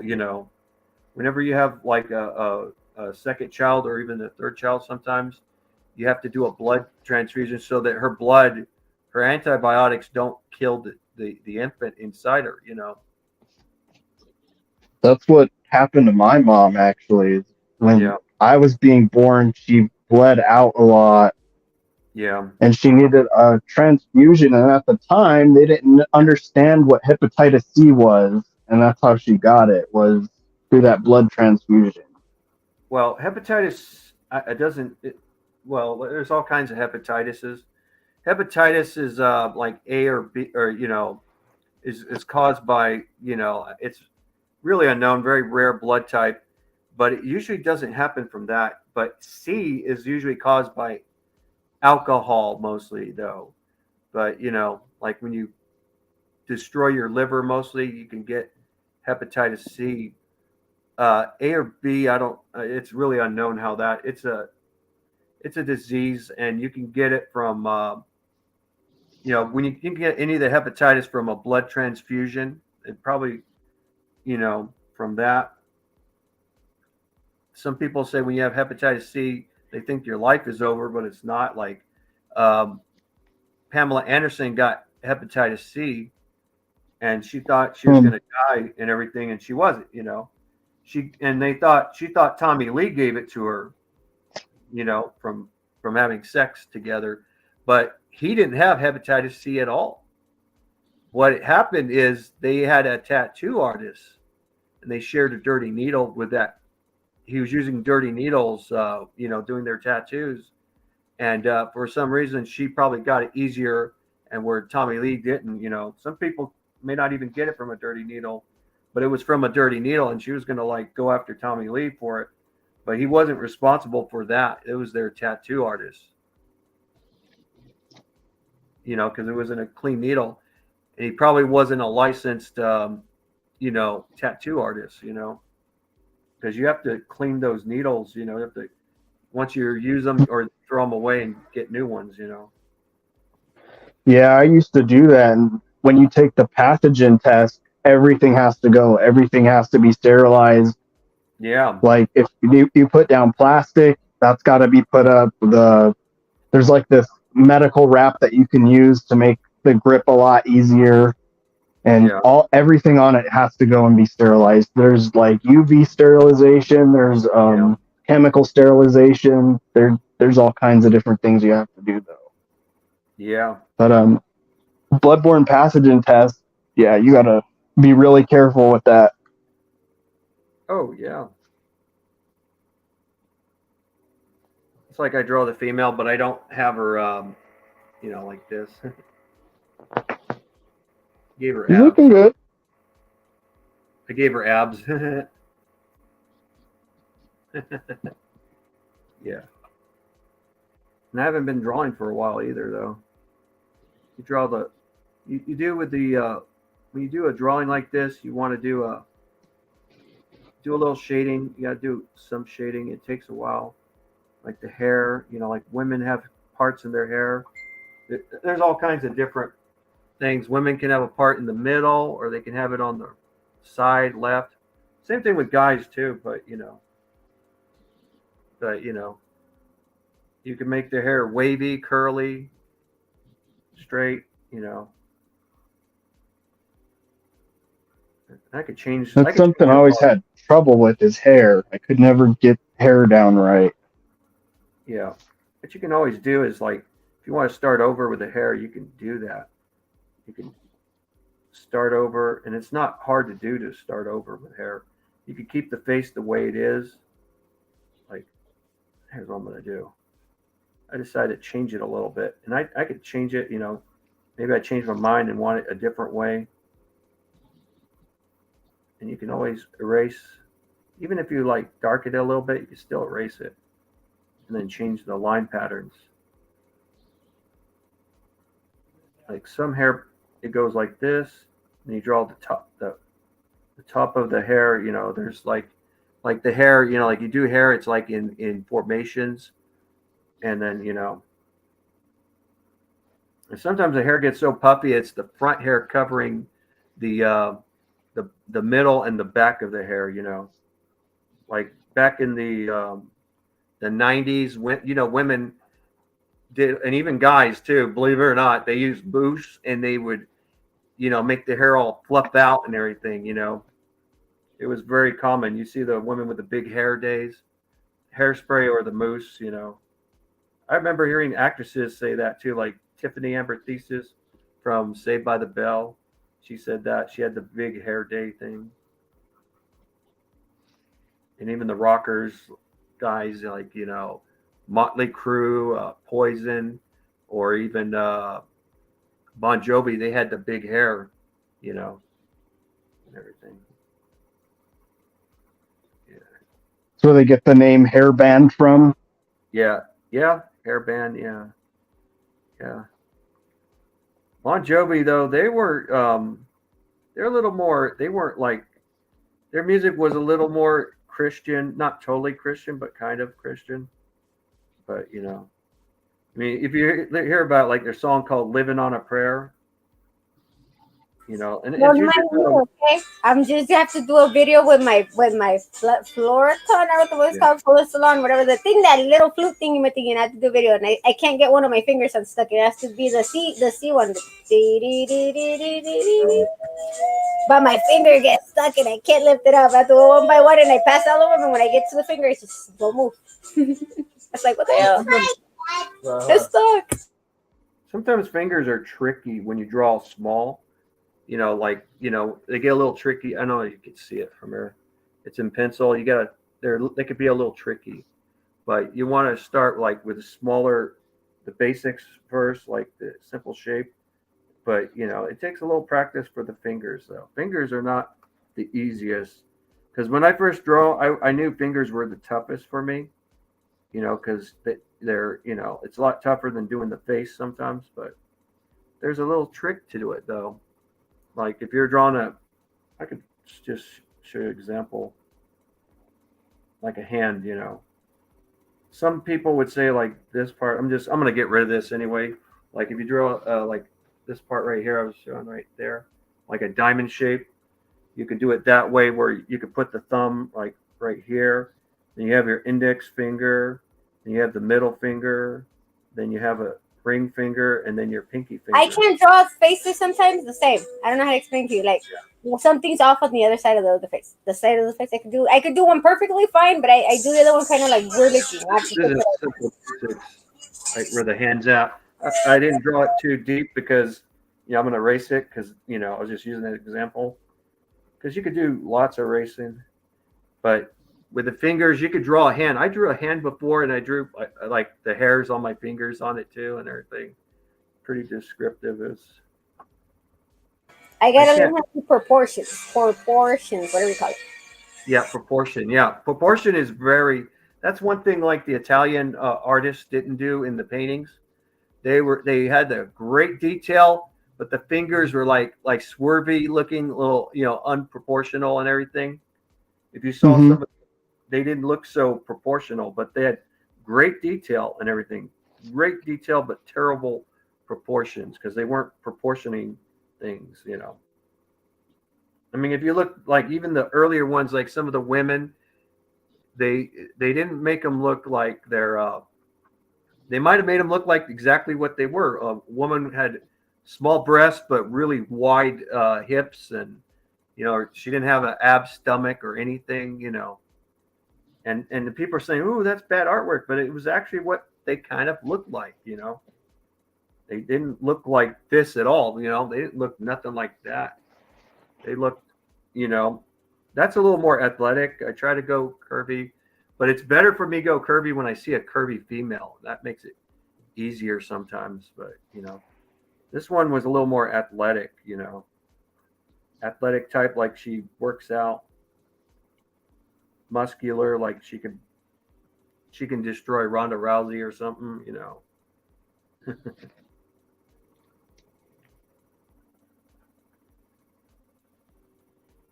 But yeah, it's never easy to like, you know, draw. I mean, body motion, faces are easy to draw. You know, for me, you could draw a face, just a face and everything, and it's all good and everything.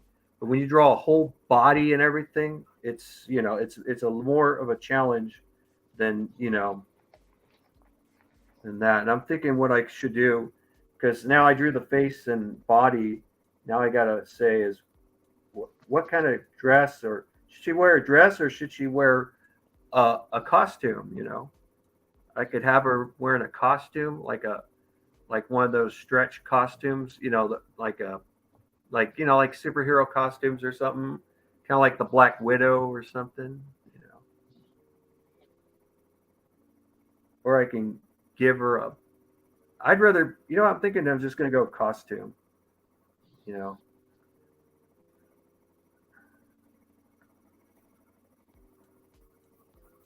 It's like you gotta really color things in, shading, like the abs, darken things up a little bit.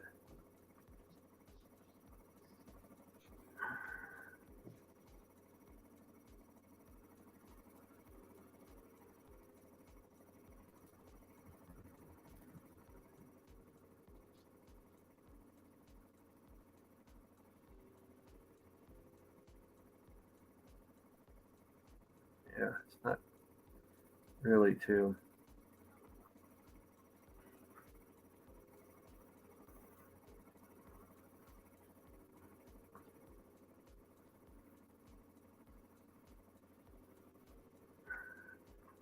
You can always do is when you're drawing, you can always draw like like if she's near a park or something, you can create like a land between the land and the you know, the sky. Like a landscape, Yeah, landscape. kind of. It might not be able to make a horizon point, but you can, you know, put it like, see where, I don't know if you can see the lines. It's probably hard to see. Yeah, there they are. You put those lines and then you work your way through. You can make trees, grass, or roads. You can do however you want. Do it that way. Yeah. Oh shoot, it's 5:34. Now that feather looks really good. Thank you. You're welcome. Hey, you have really good artwork, man. I like the stuff that you do. Yeah. I'm not really too good at still life stuff like this, so I'm kind of surprised. I'll be right back. I'm still here. I have my headphones. They go with me. I have my drawing pad. What I did many years ago at college. And I've shown this to Lapuffy. I don't know if I showed it to you. I've showed it even on Hand Banana's channel too. I've shown this right here. This is what I did right here. That one's really good. Yeah, that was in charcoal pencil. This one was the toughest out of all of them, even of drawing realistic natives. Skeleton. Oh yeah, skeletons are hard to do because of all the nitty gritty you have to get into. And that's charcoal pencil too, you know, charcoal and regular pencil. I didn't go all. It was like a little bit of like the lighter colors with the pencil, the slightly darker with the charcoal pencil. And this is with just a pen, you know, scribbling cross patterns. That's, okay.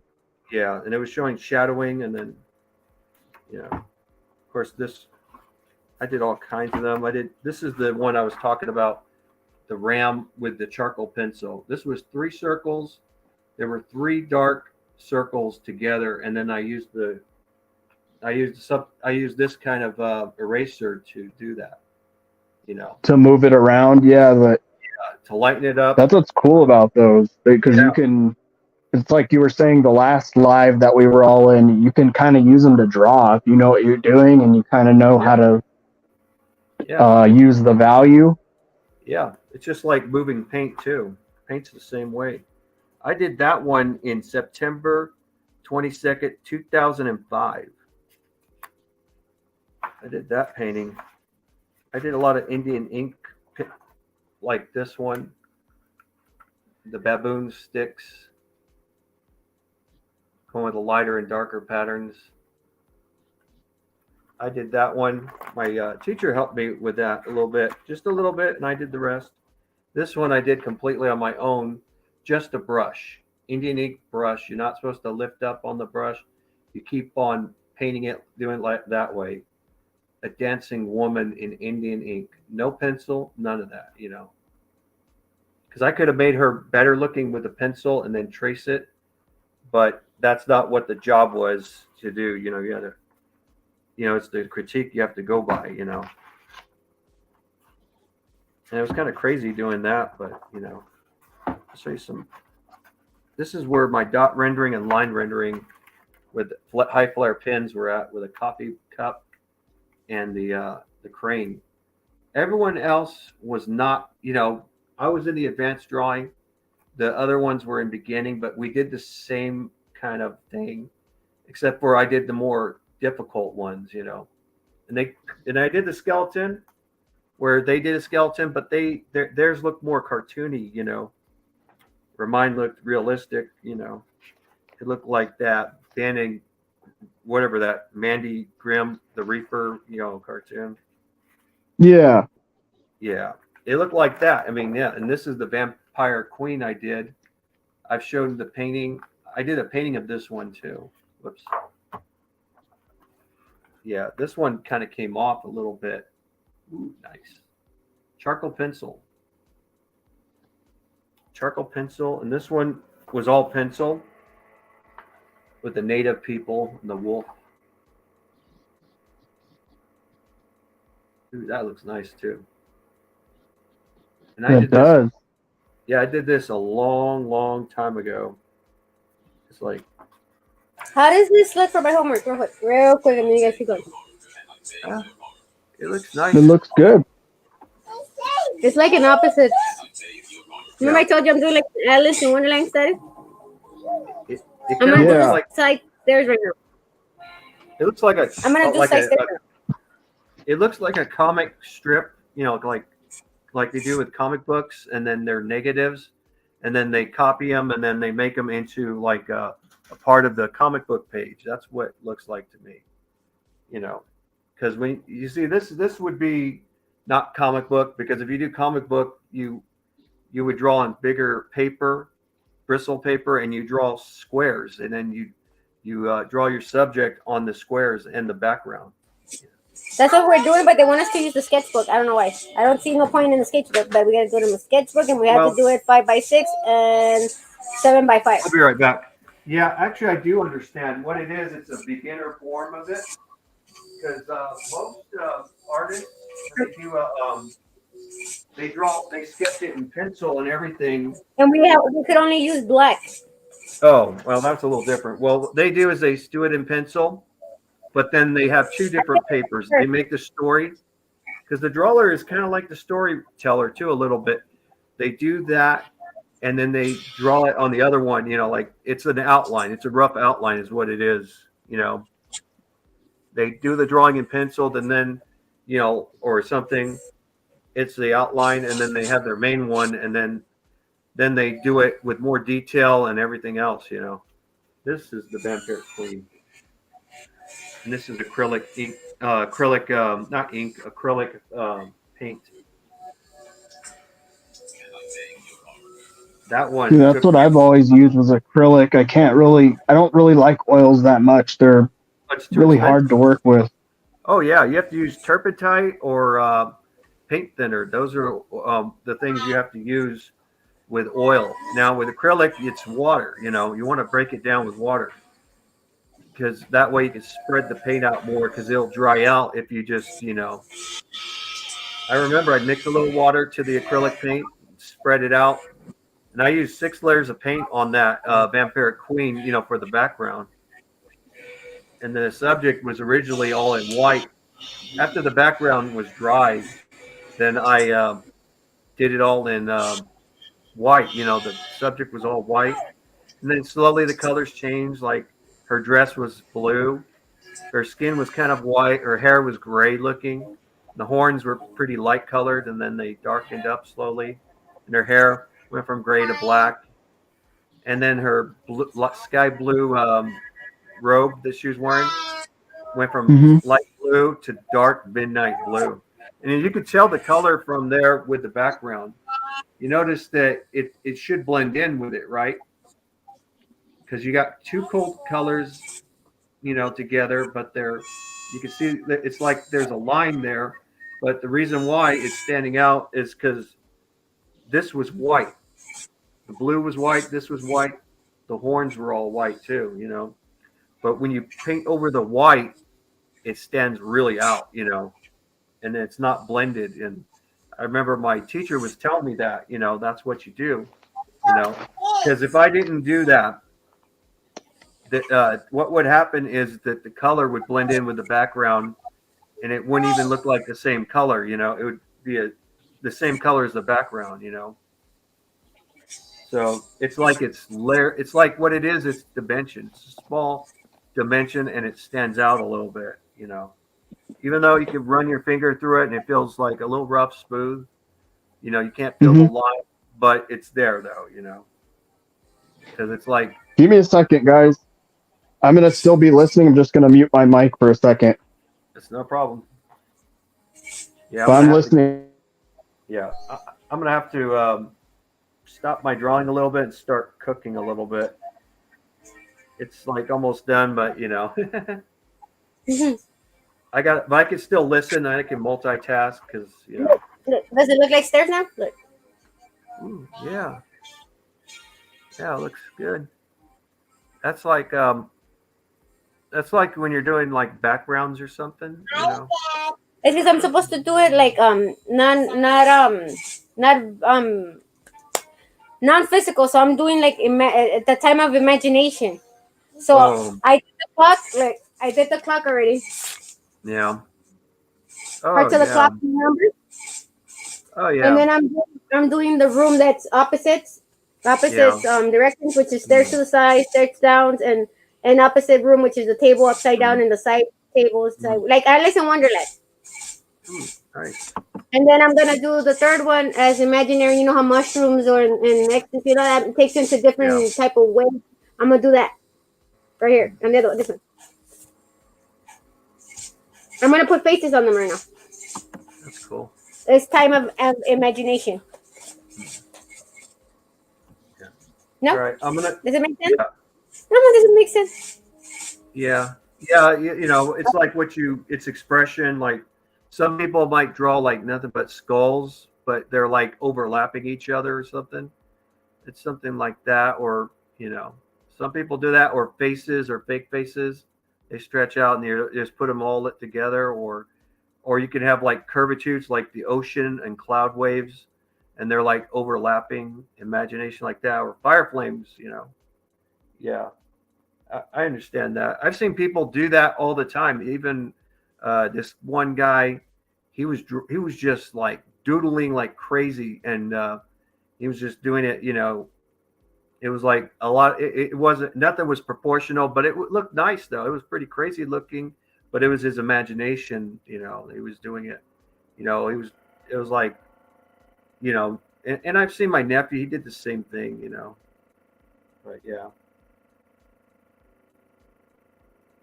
And like this thing of the paper, the drawing paper, like right there, like with the female and everything. That's where it is.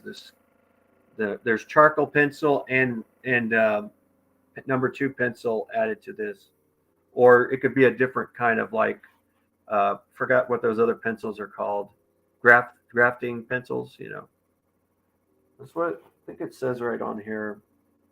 It's good for drawing. It doesn't say what pencil stuff to use. Some of them do, but yeah. My phone is kind of being weird right now, but I got a lot of people texting me and stuff like that, so I might pop off, guys.